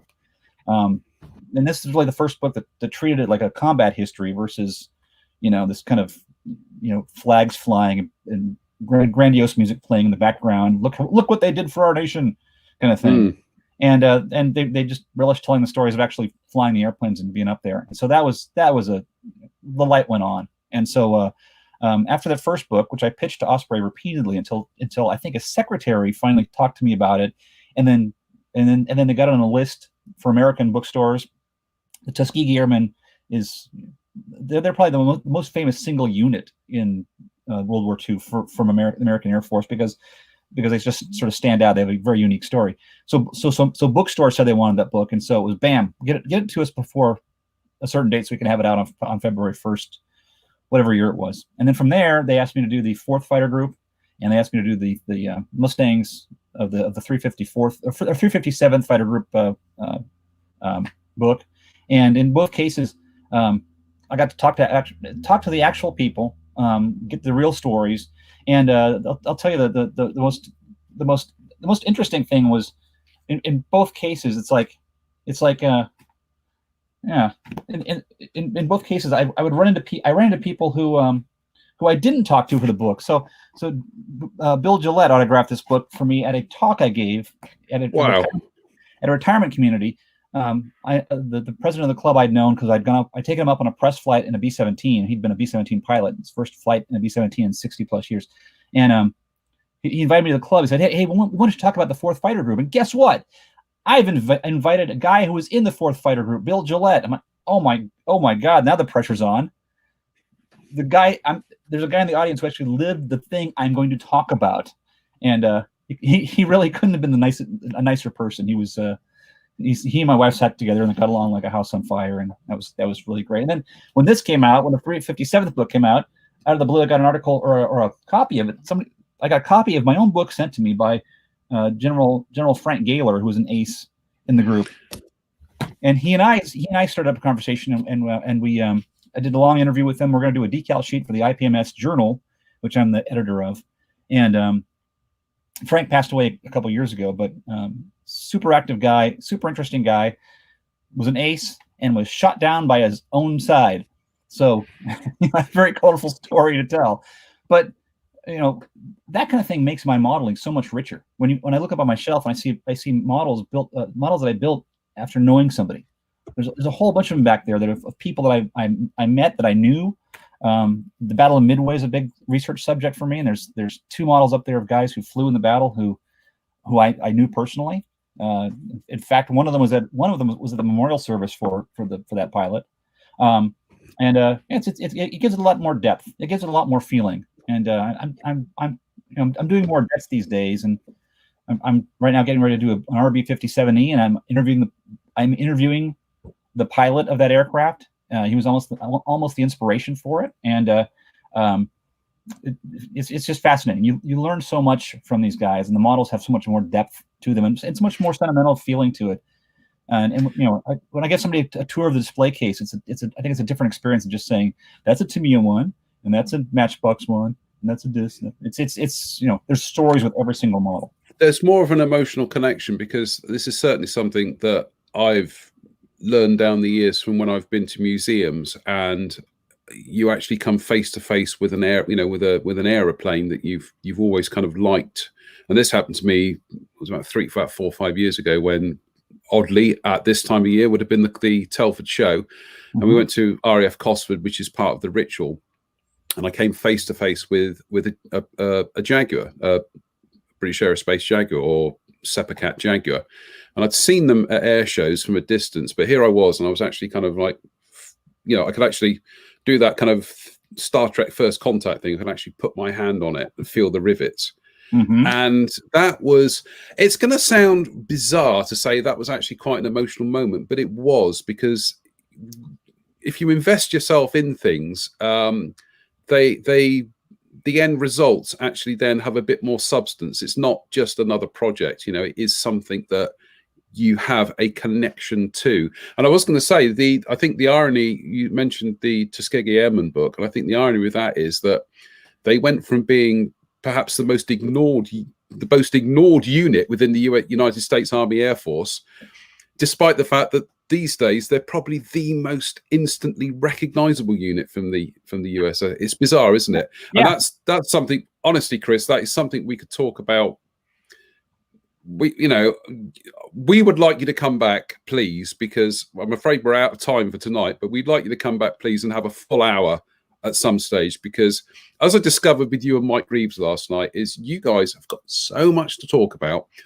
I have the easy job. All I have to do is sit here, ask you a question, drink tea, and listen. I do apologize that we are slightly out of time for tonight now. That's okay. This is a crowded festival, and that's the way it goes. But honestly, Chris, it has been such an absolute pleasure to have you on tonight, and please do come back. I think we got a couple of quick questions from people here. Let's just see.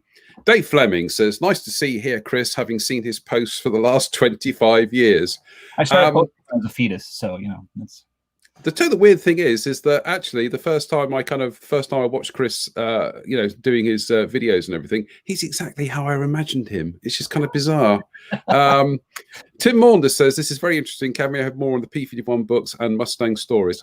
Yes, we are definitely going to get Chris back, and we're just going to wind him up and let him go. Yeah, I'm actually working on. I just sent off information to the artist for a cover of another book with P-51s. So yeah. Oh, isn't that tantalizing, ladies and gentlemen? That's going to be fantastic. Chris, this has been really, in a year that has not had many highlights, this has been an absolute highlight. So I do thank you for coming along tonight, and we will have you back on very soon. So I think to everybody here, Chris, thanks for coming tonight. Really appreciate it. Oh, my pleasure. I look forward to more of the festival and learning more stuff from other modelers. Brilliant stuff. Chris, thanks very much. See you again very soon.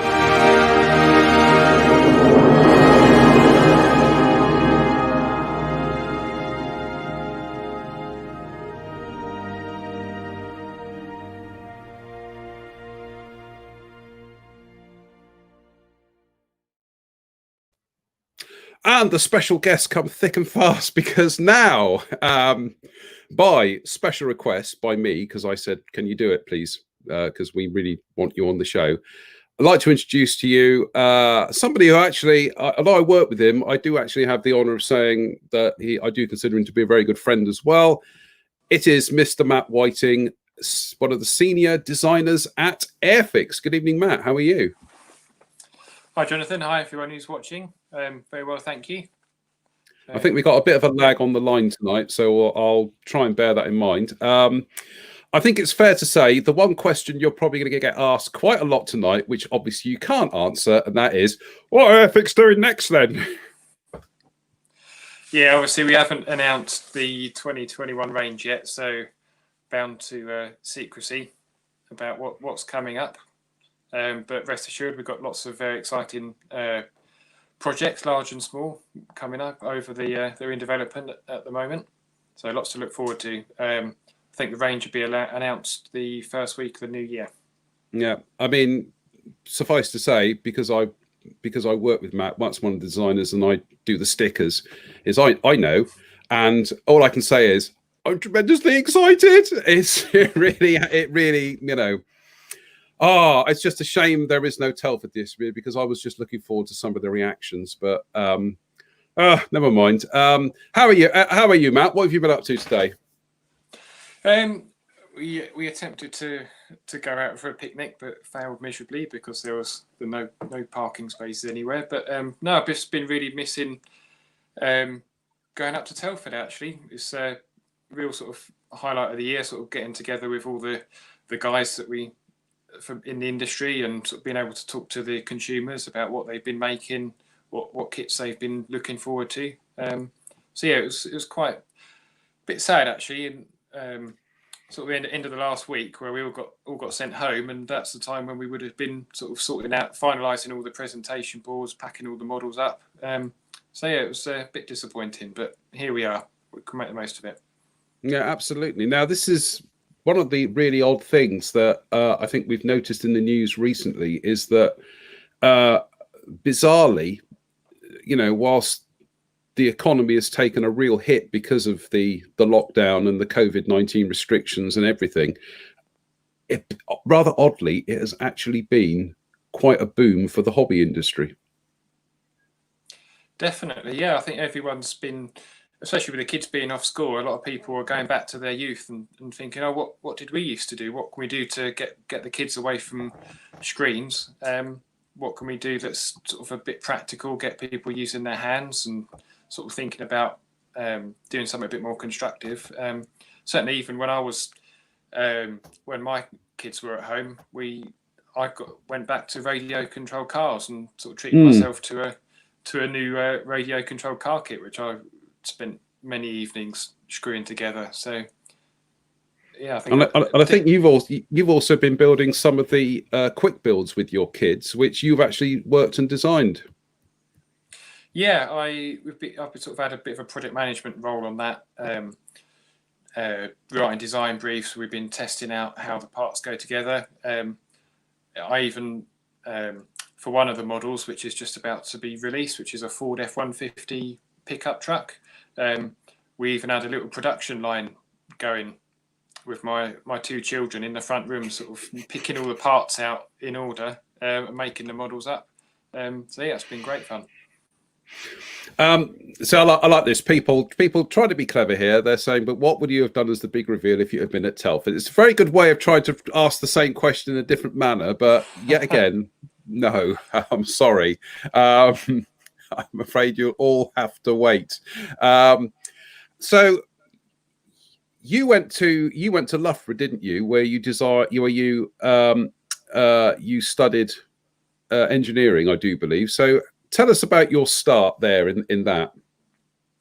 I think it goes back a very long way, sort of from first sort of Lego and Meccano kits. So always loved putting things together.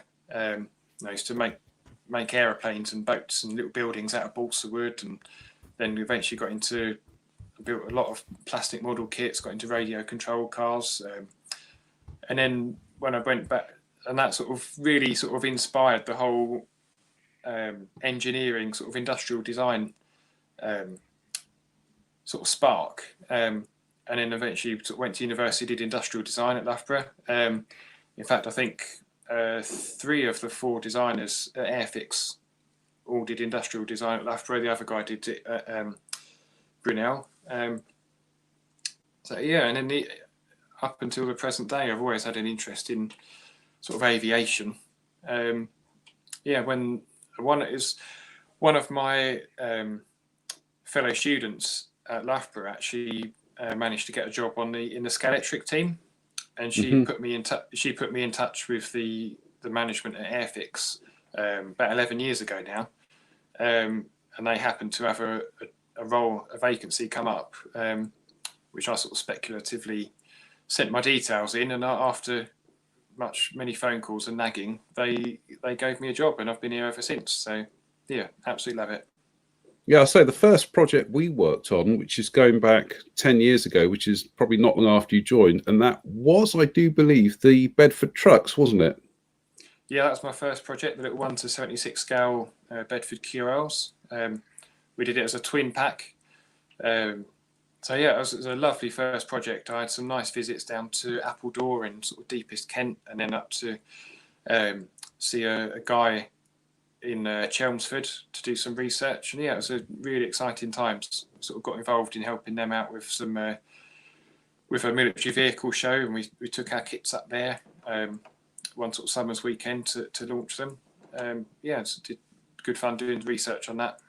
But yeah, it's really nice to be able to get your teeth into these projects, and with a lot of sort of self-led research, and really get your teeth into these lovely subjects, and sort of immerse yourself for a couple of months and find out as much as you can about sort of something that, although you sort of knew about in the past, you really get to grips with all the sort of engineering nitty-gritty of it, which I find absolutely fascinating. So yeah, I got a question here from Dave Fleming. He says, "How annoying are decal artists?" I can answer that, Dave. Very annoying, very demanding types. And in fact, actually, that's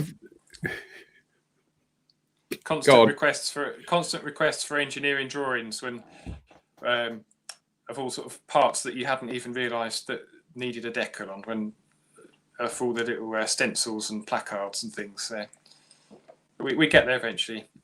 We get there eventually. I know, or else I say, can I have a 4-view? But can you please remove these bits so I can actually have a better view of this particular part of fuselage? But we get there in the end.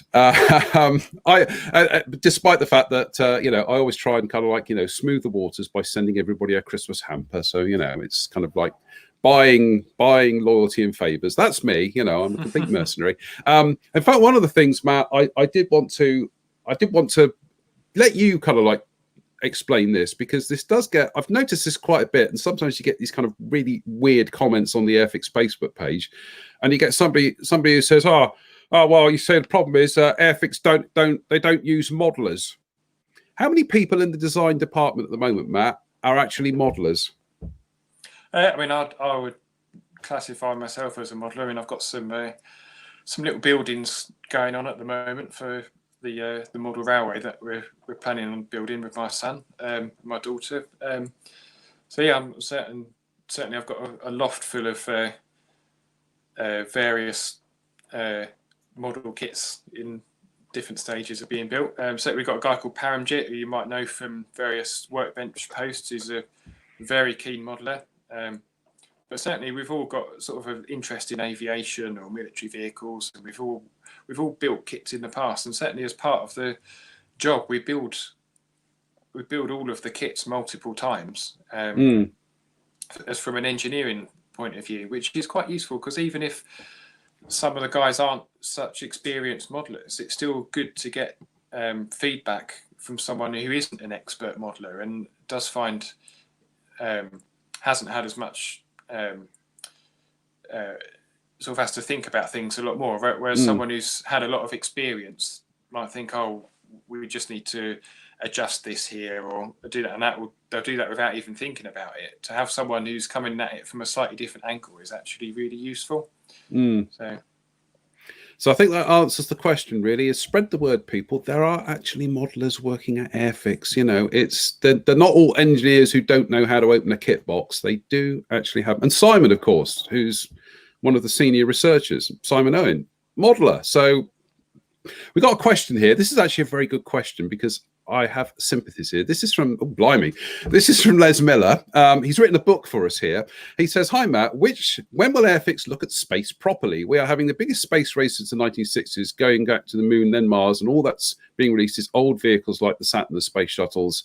We don't have SpaceX or Blue Horizon rockets or spacecrafts being released. My first taste of model kit was a space shuttle in 1988. I would love to see new up-to-date space vehicles to build. I think more youngsters would be engaged with more model building." I have to say, I have sympathy with this, because I think I might have pitched this idea in a mad moment Saturday at Telford, so there might have been a couple of beers involved. But I actually think that a 72nd scale Vostok, given that that's what's still being used to ferry things up and down to the International Space Station, and 72nd scale Vostok is only going to be about. It's not going to be big. It's not a big rocket. Obviously, I convinced myself that was the next best thing that Airfix should be making. But I don't know, Matt. What do you think? More space models? Yeah, I completely agree. I think it's a fascinating time at the moment. I've been keeping a close eye on what SpaceX are doing and their the Starship rockets that they're building at the moment. It looks like something out of a sort of 1950s sort of retro futuristic science fiction sort of magazine. So yeah, and certainly we've been with the kids. I've been watching the Starlink launches. We've been going out in the garden to see the space station come over. So yeah, it's definitely an area we're keeping an eye on. So yeah, watch this space. Can't promise anything, but it's certainly something I do agree that it's a lovely idea. So well, let's just put it this way. Les, you've got two people here who certainly would be advocates for more space kits. So that's as much as we can really say or do. Steve Moores, this is a very good question. How easy is it to update an old kit molds if you wanted to get a bit more mileage out of an older kit? It can be quite tricky because the old kits, although they've got rudimentary engineering drawings, when you're trying to match up a CAD part to a sort of what was done from a sort of a handmade pattern, it can be sort of quite difficult. We have done it in the past, sort of things like we did add a weapon set for the Buccaneer. I think it was a couple of others. It is possible, but it sort of comes down to economics really. How many more of the kits would we sell if we invest X amount of money in tooling modifications? Yeah, it is possible, but it's quite tricky. Exactly.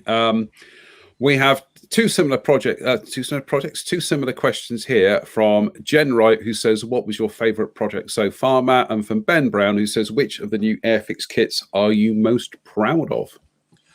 Oh, that's an interesting one. Sorry to interrupt you, Matt, because I would say I think the best thing you've ever done is the thing we can't talk about. So. Thanks, John. I think probably the 1/48 scale Bristol Blenheim. Yes, I think it's a stunning subject in real life, and it was a really interesting process doing the research for it. Actually, we visited the guys up at Duxford that restored the one that flies at the moment.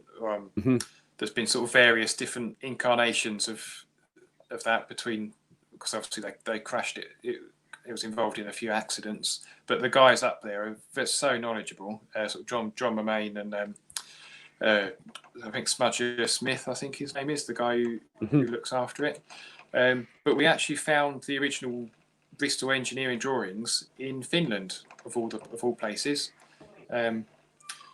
because a lot of British companies, all the drawings were destroyed sort of in the 60s and 70s as sort of various aviation companies got merged together.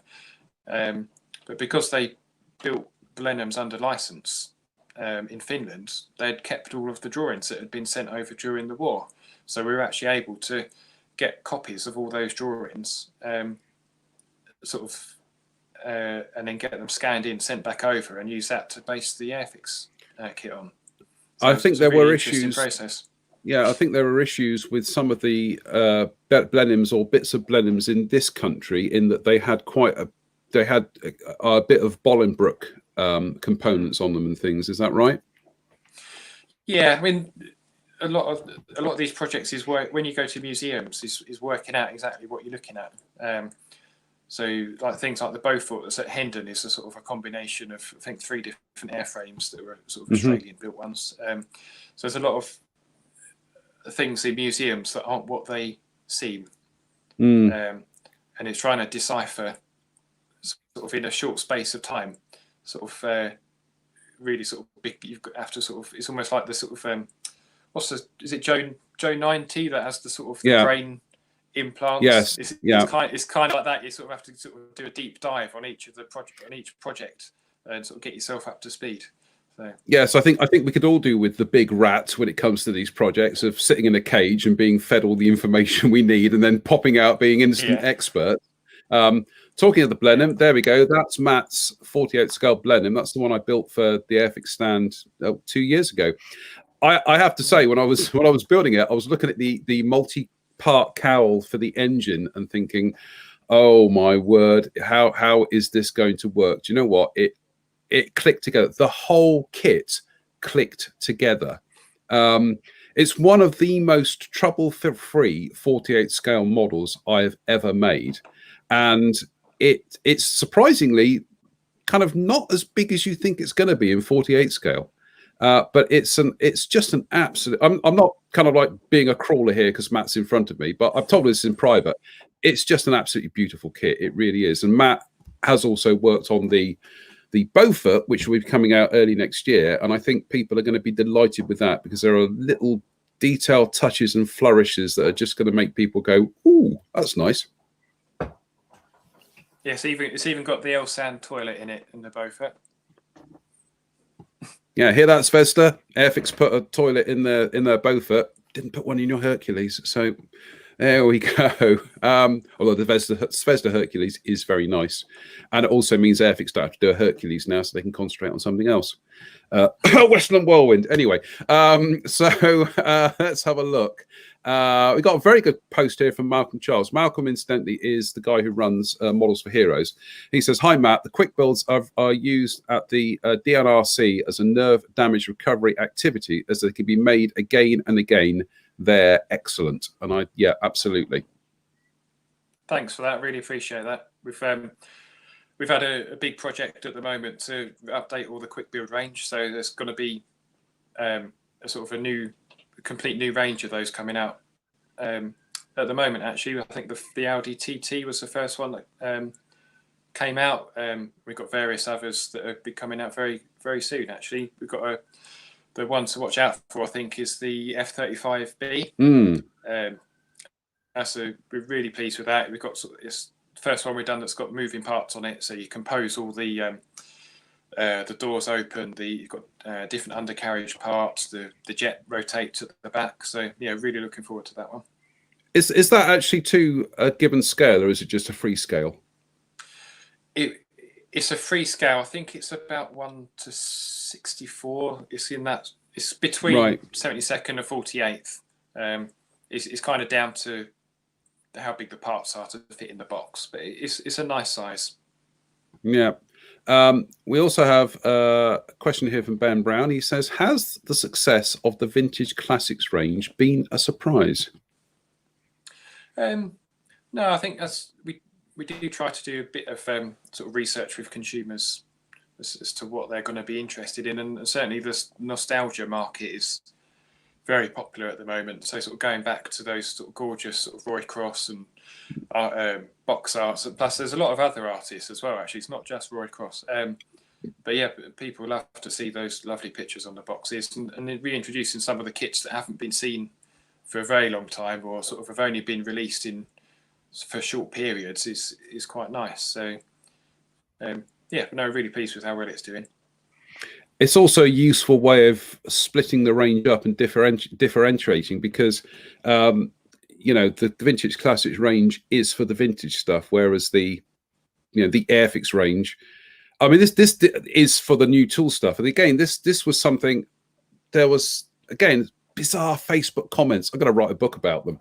Somebody said something to the effect of, "Oh, Airfix should they should concentrate on doing new kits rather than just kind of rehashing all the old ones."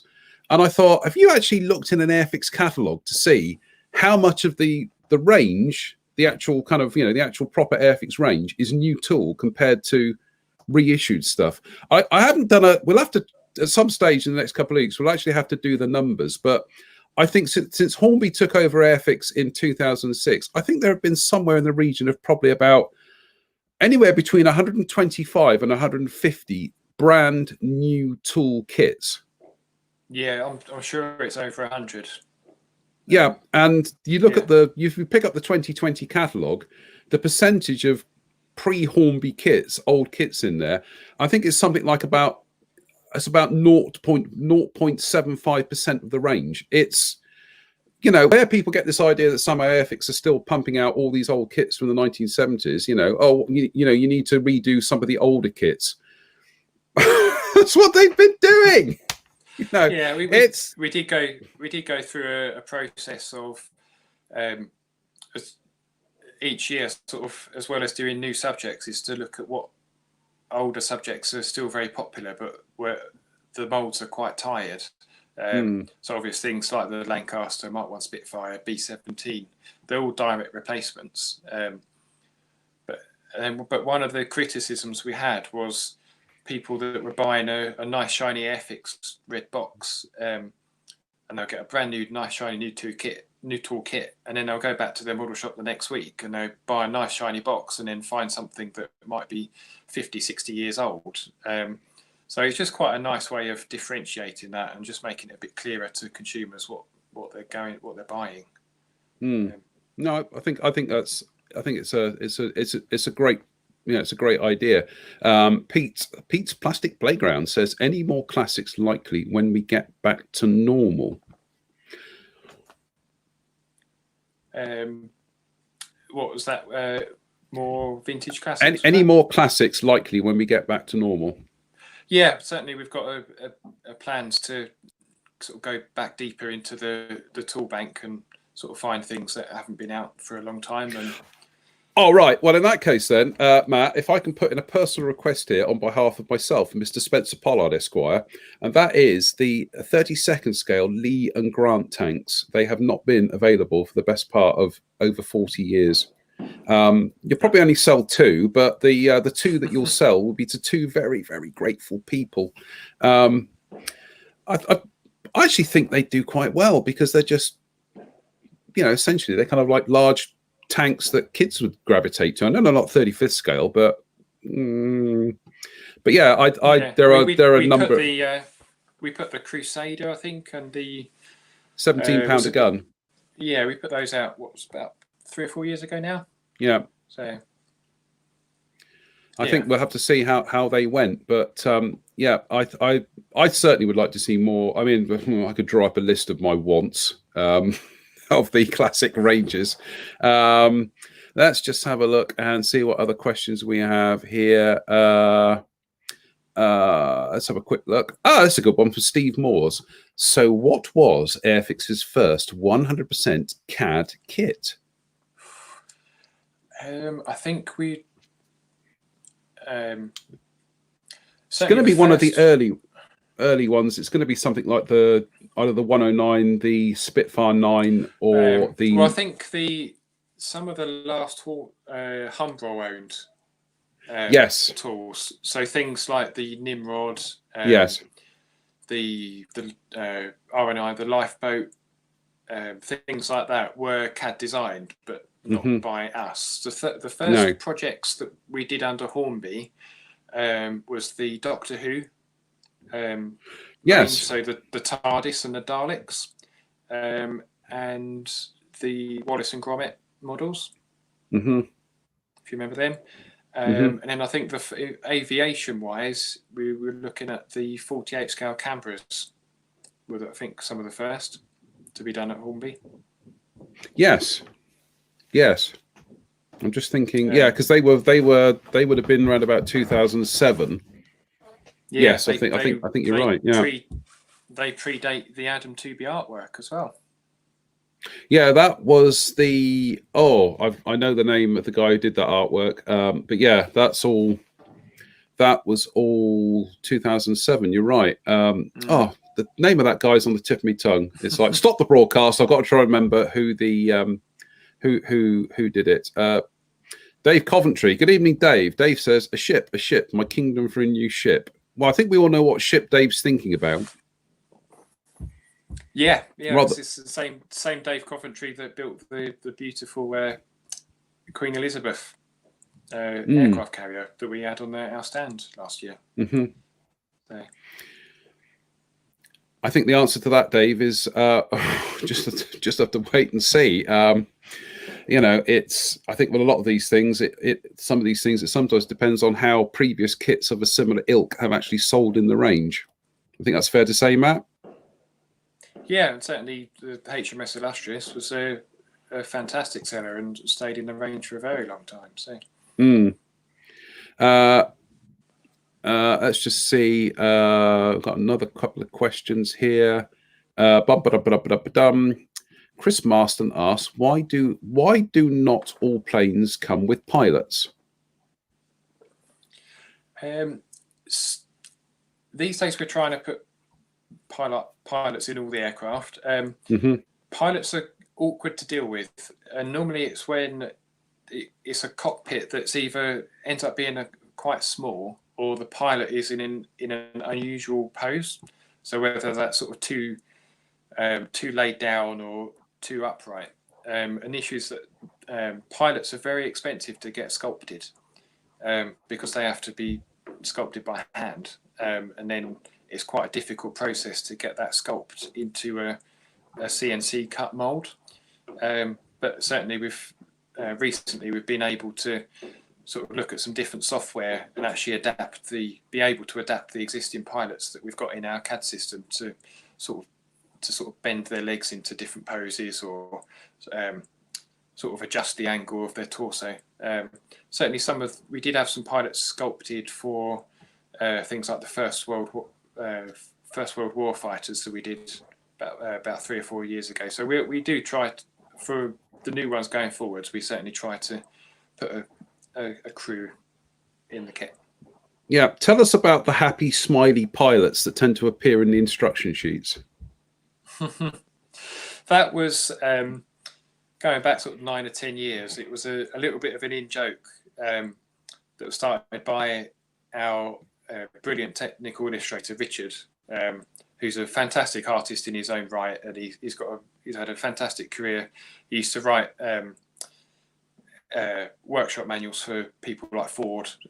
So he's an established sort of illustrator in his own right, and he started putting portraits of the kit designers on the pilots in the instructions, and that was unbeknownst even to our managers. And it was only until a couple of years later that I think someone wrote into customer care and asked about it, and we sort of had to come clean. And I think sort of since then there's sort of been various sort of different members of the team sort of immortalised as Airfix kit pilots in the instructions.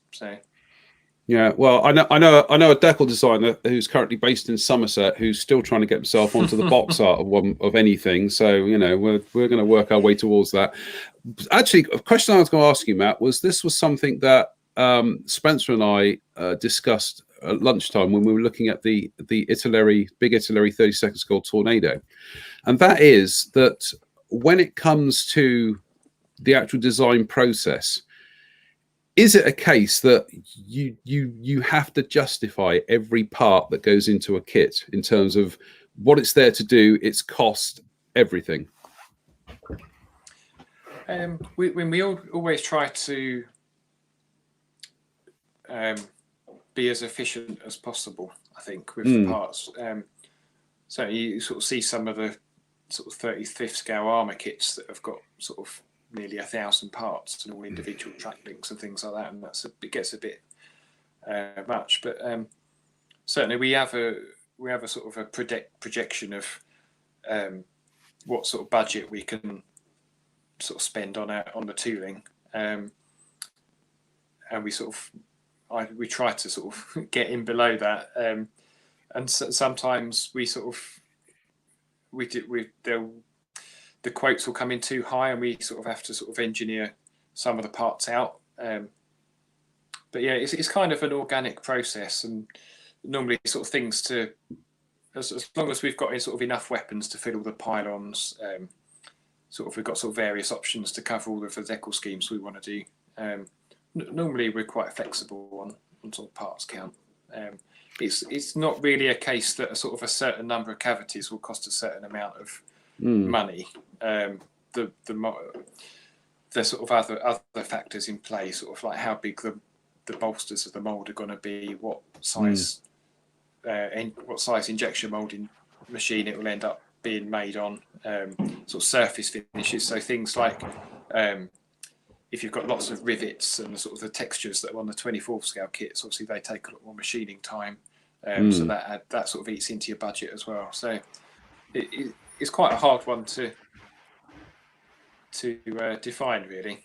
But yeah, we do go backwards and forwards and sort of with the tool makers and sort of discuss what we can get away with doing. So I think this is something that sometimes doesn't get appreciated, is that model kits are designed to a budget, but they are also designed. They're limited by budget and time scale. There isn't an endless supply of money and time to throw at a model just to make it perfect. You know, sometimes you've just got to go, this is what we've got, this is the time scale we've got to release it in, because you've got retailers at the other end waiting for product to sell. And you know, those are restrictions and limitations that sometimes I think it would be fair to say, Matt, sometimes do influence the design process. Is that fair to say? Definitely, yeah. And it's certainly things like weapons can add a lot of time onto your research. When you've got to find information for 6 or 7 different types of weapons, or sort of targeting pods and things like that, that aren't necessarily easy to come by, they can be quite complicated little projects in themselves. So. Yeah, absolutely. Sounds like you've got some fireworks going on your friend. No, that's just me dealing with my enemies. So no, not at all. Not really. Blimey, it really is. It's kicking off out there now. I think we've probably got time for one more question. And Matt, we'd love to have you back on again at some stage, because I've just thought about 100 questions I want to ask you, which I think people will be interested in hearing. But Jace, S model building says, is there a reason Airfix don't tend to incorporate etch in their kits? A lot of it is down to it's down to age limits on kits and sharp edges. I think, now don't quote me on this, because I'm not a safety expert, but I think our kits are marked as 8+ age range. I think if we put photo etch, because that becomes a sharp edge, we'd have to go to 14+, which automatically sort of makes it difficult to get into certain retailers that are sort of aiming their model range at a younger audience. So, but we have investigated it in the past when we did the 48 scale military vehicles. We worked with Edouard to do some photo etch bits for those, and certainly it's always a possibility in the future. We use a lot of photo etch on the Hornby trains side and Scalextrics to a lesser degree. So certainly we've got the expertise to be able to do photo etch. Fantastic. Well, like I say, I've got 100 more questions that I could ask you. And I'm afraid we are out of time, because we have even I need to go away and eat food on a day like today. So Matt, it has been an absolute pleasure. It's been a pleasure to actually talk to you, because I think the last time we've actually kind of had the opportunity to kind of face to face would have been Telford last year. So you know, it's I know it's a shame. There's a lot of guys that I'm really missing this year. So yeah, sort of shame we can't share a pint in the hotel afterwards, but yeah, hopefully, fingers crossed, next year. Yeah, well, I think back together again. I hope so. I think once we can all kind of go back to model shows and resume a semblance of normality, I think hopefully we will all embrace the mundane. I think is a good way of putting it. Of these things that we just tend to take for granted, and then something comes along and it's like it's gone. So yeah, I look forward to seeing you all in the future. I was looking forward to actually having a trip up to Margate again this summer to visit you. So I look forward, hopefully, to next year. I also hopefully look forward to having late nights cramming another Airfix kit to get it ready for Telford. So you know, I kind of miss that.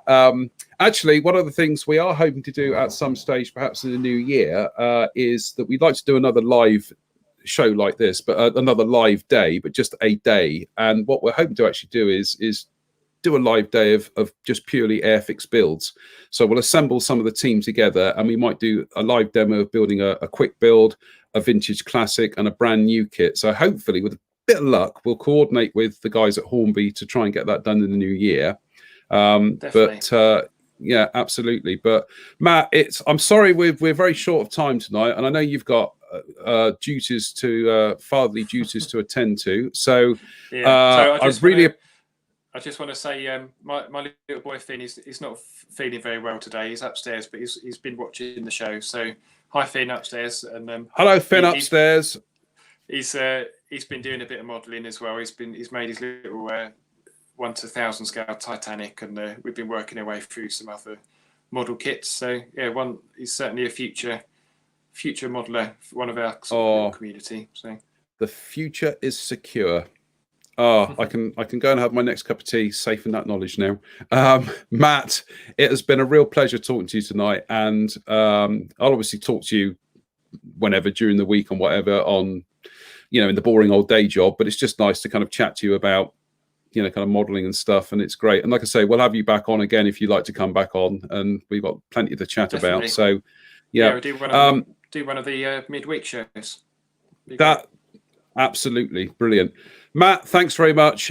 Take care, and hopefully we'll see you again very soon. So I think everybody say thanks to Matt, and really appreciate your time. Yeah, good night. Thanks everyone. Stay safe.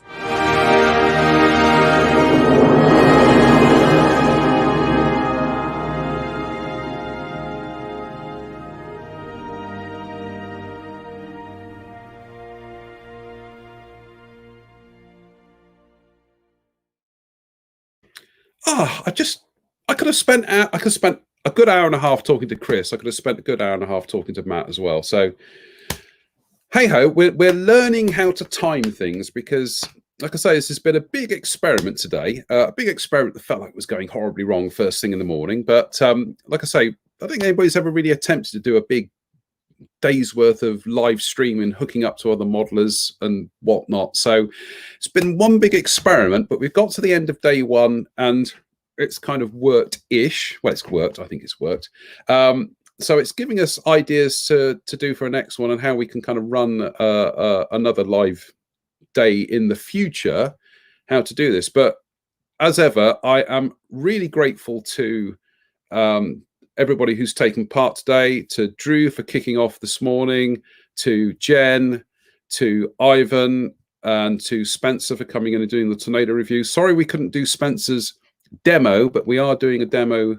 He's doing his Blue Faux demo tomorrow, which is going to be an eye-opener. Trust me, if you've never used the stuff, it's brilliant. And funny, talking to Steph, who does the Budget Modeler channel on YouTube, this blue foam, if you want to make buildings and diorama stuff, get yourself a sheet of blue foam, and you are going to save a lot of money making your own stuff. And you're making your own stuff as well, which is fun. And also thanks to Mike Williams as well, and thanks to Emma for her contribution, and to my two special guests tonight, Chris I'm going to get his name wrong again, Chris Bucholtz, sorry Chris, and Matt Whiting. Like I said, we could have talked for them for hours and hours, but we are going to get them back on one of the midweek shows, or do a special live or anything. And more crucially, it's just to say thank you to everybody who's been patient enough to watch today, and who's stuck with us and persevered with this big modeling experiment. I hope you've got something out of it. We've certainly, it's certainly been fun. Once it's got going, all I've done is I've sat here, glued bits together on my Italeri Semovente, made tea, and just enjoyed listening to modelers. And certainly Jen's thing that she was doing with the Metal 4 this afternoon, I was just like, I never knew that. I just got to try it. So hopefully you've got something out of it as well. Really appreciate all your comments. Appreciate people who've been posting stuff to our timeline all day of the projects they're working on. Just carry on, just because we're going off the air now for a couple of hours, and then we'll be back for our kind of social chat tonight. Just, don't stop. Keep posting your stuff, keep pinging your ideas. Let us know what you'd like to see, possibly on a future show, or, another kind of festival and everything. I think it's time I went off and had a cup of tea. As I say, we'll be back at 7:30 tonight, and we've got a full day tomorrow as well, including in the evening at about 5 o'clock. Hopefully, we'll be talking to BBC visual effects legend Matt Irvin. So that is definitely something to look forward to, and get your questions in for that as well. That's it. Elvis has left the building. We'll see you all this evening for the social. And if you're not staying around for that, then we'll see you 10 o'clock tomorrow morning for the day 2 of the Festival of Modelling. So on behalf of everybody who has taken part today, my sincere thanks for watching, and we'll see you a bit later on. So bye for now.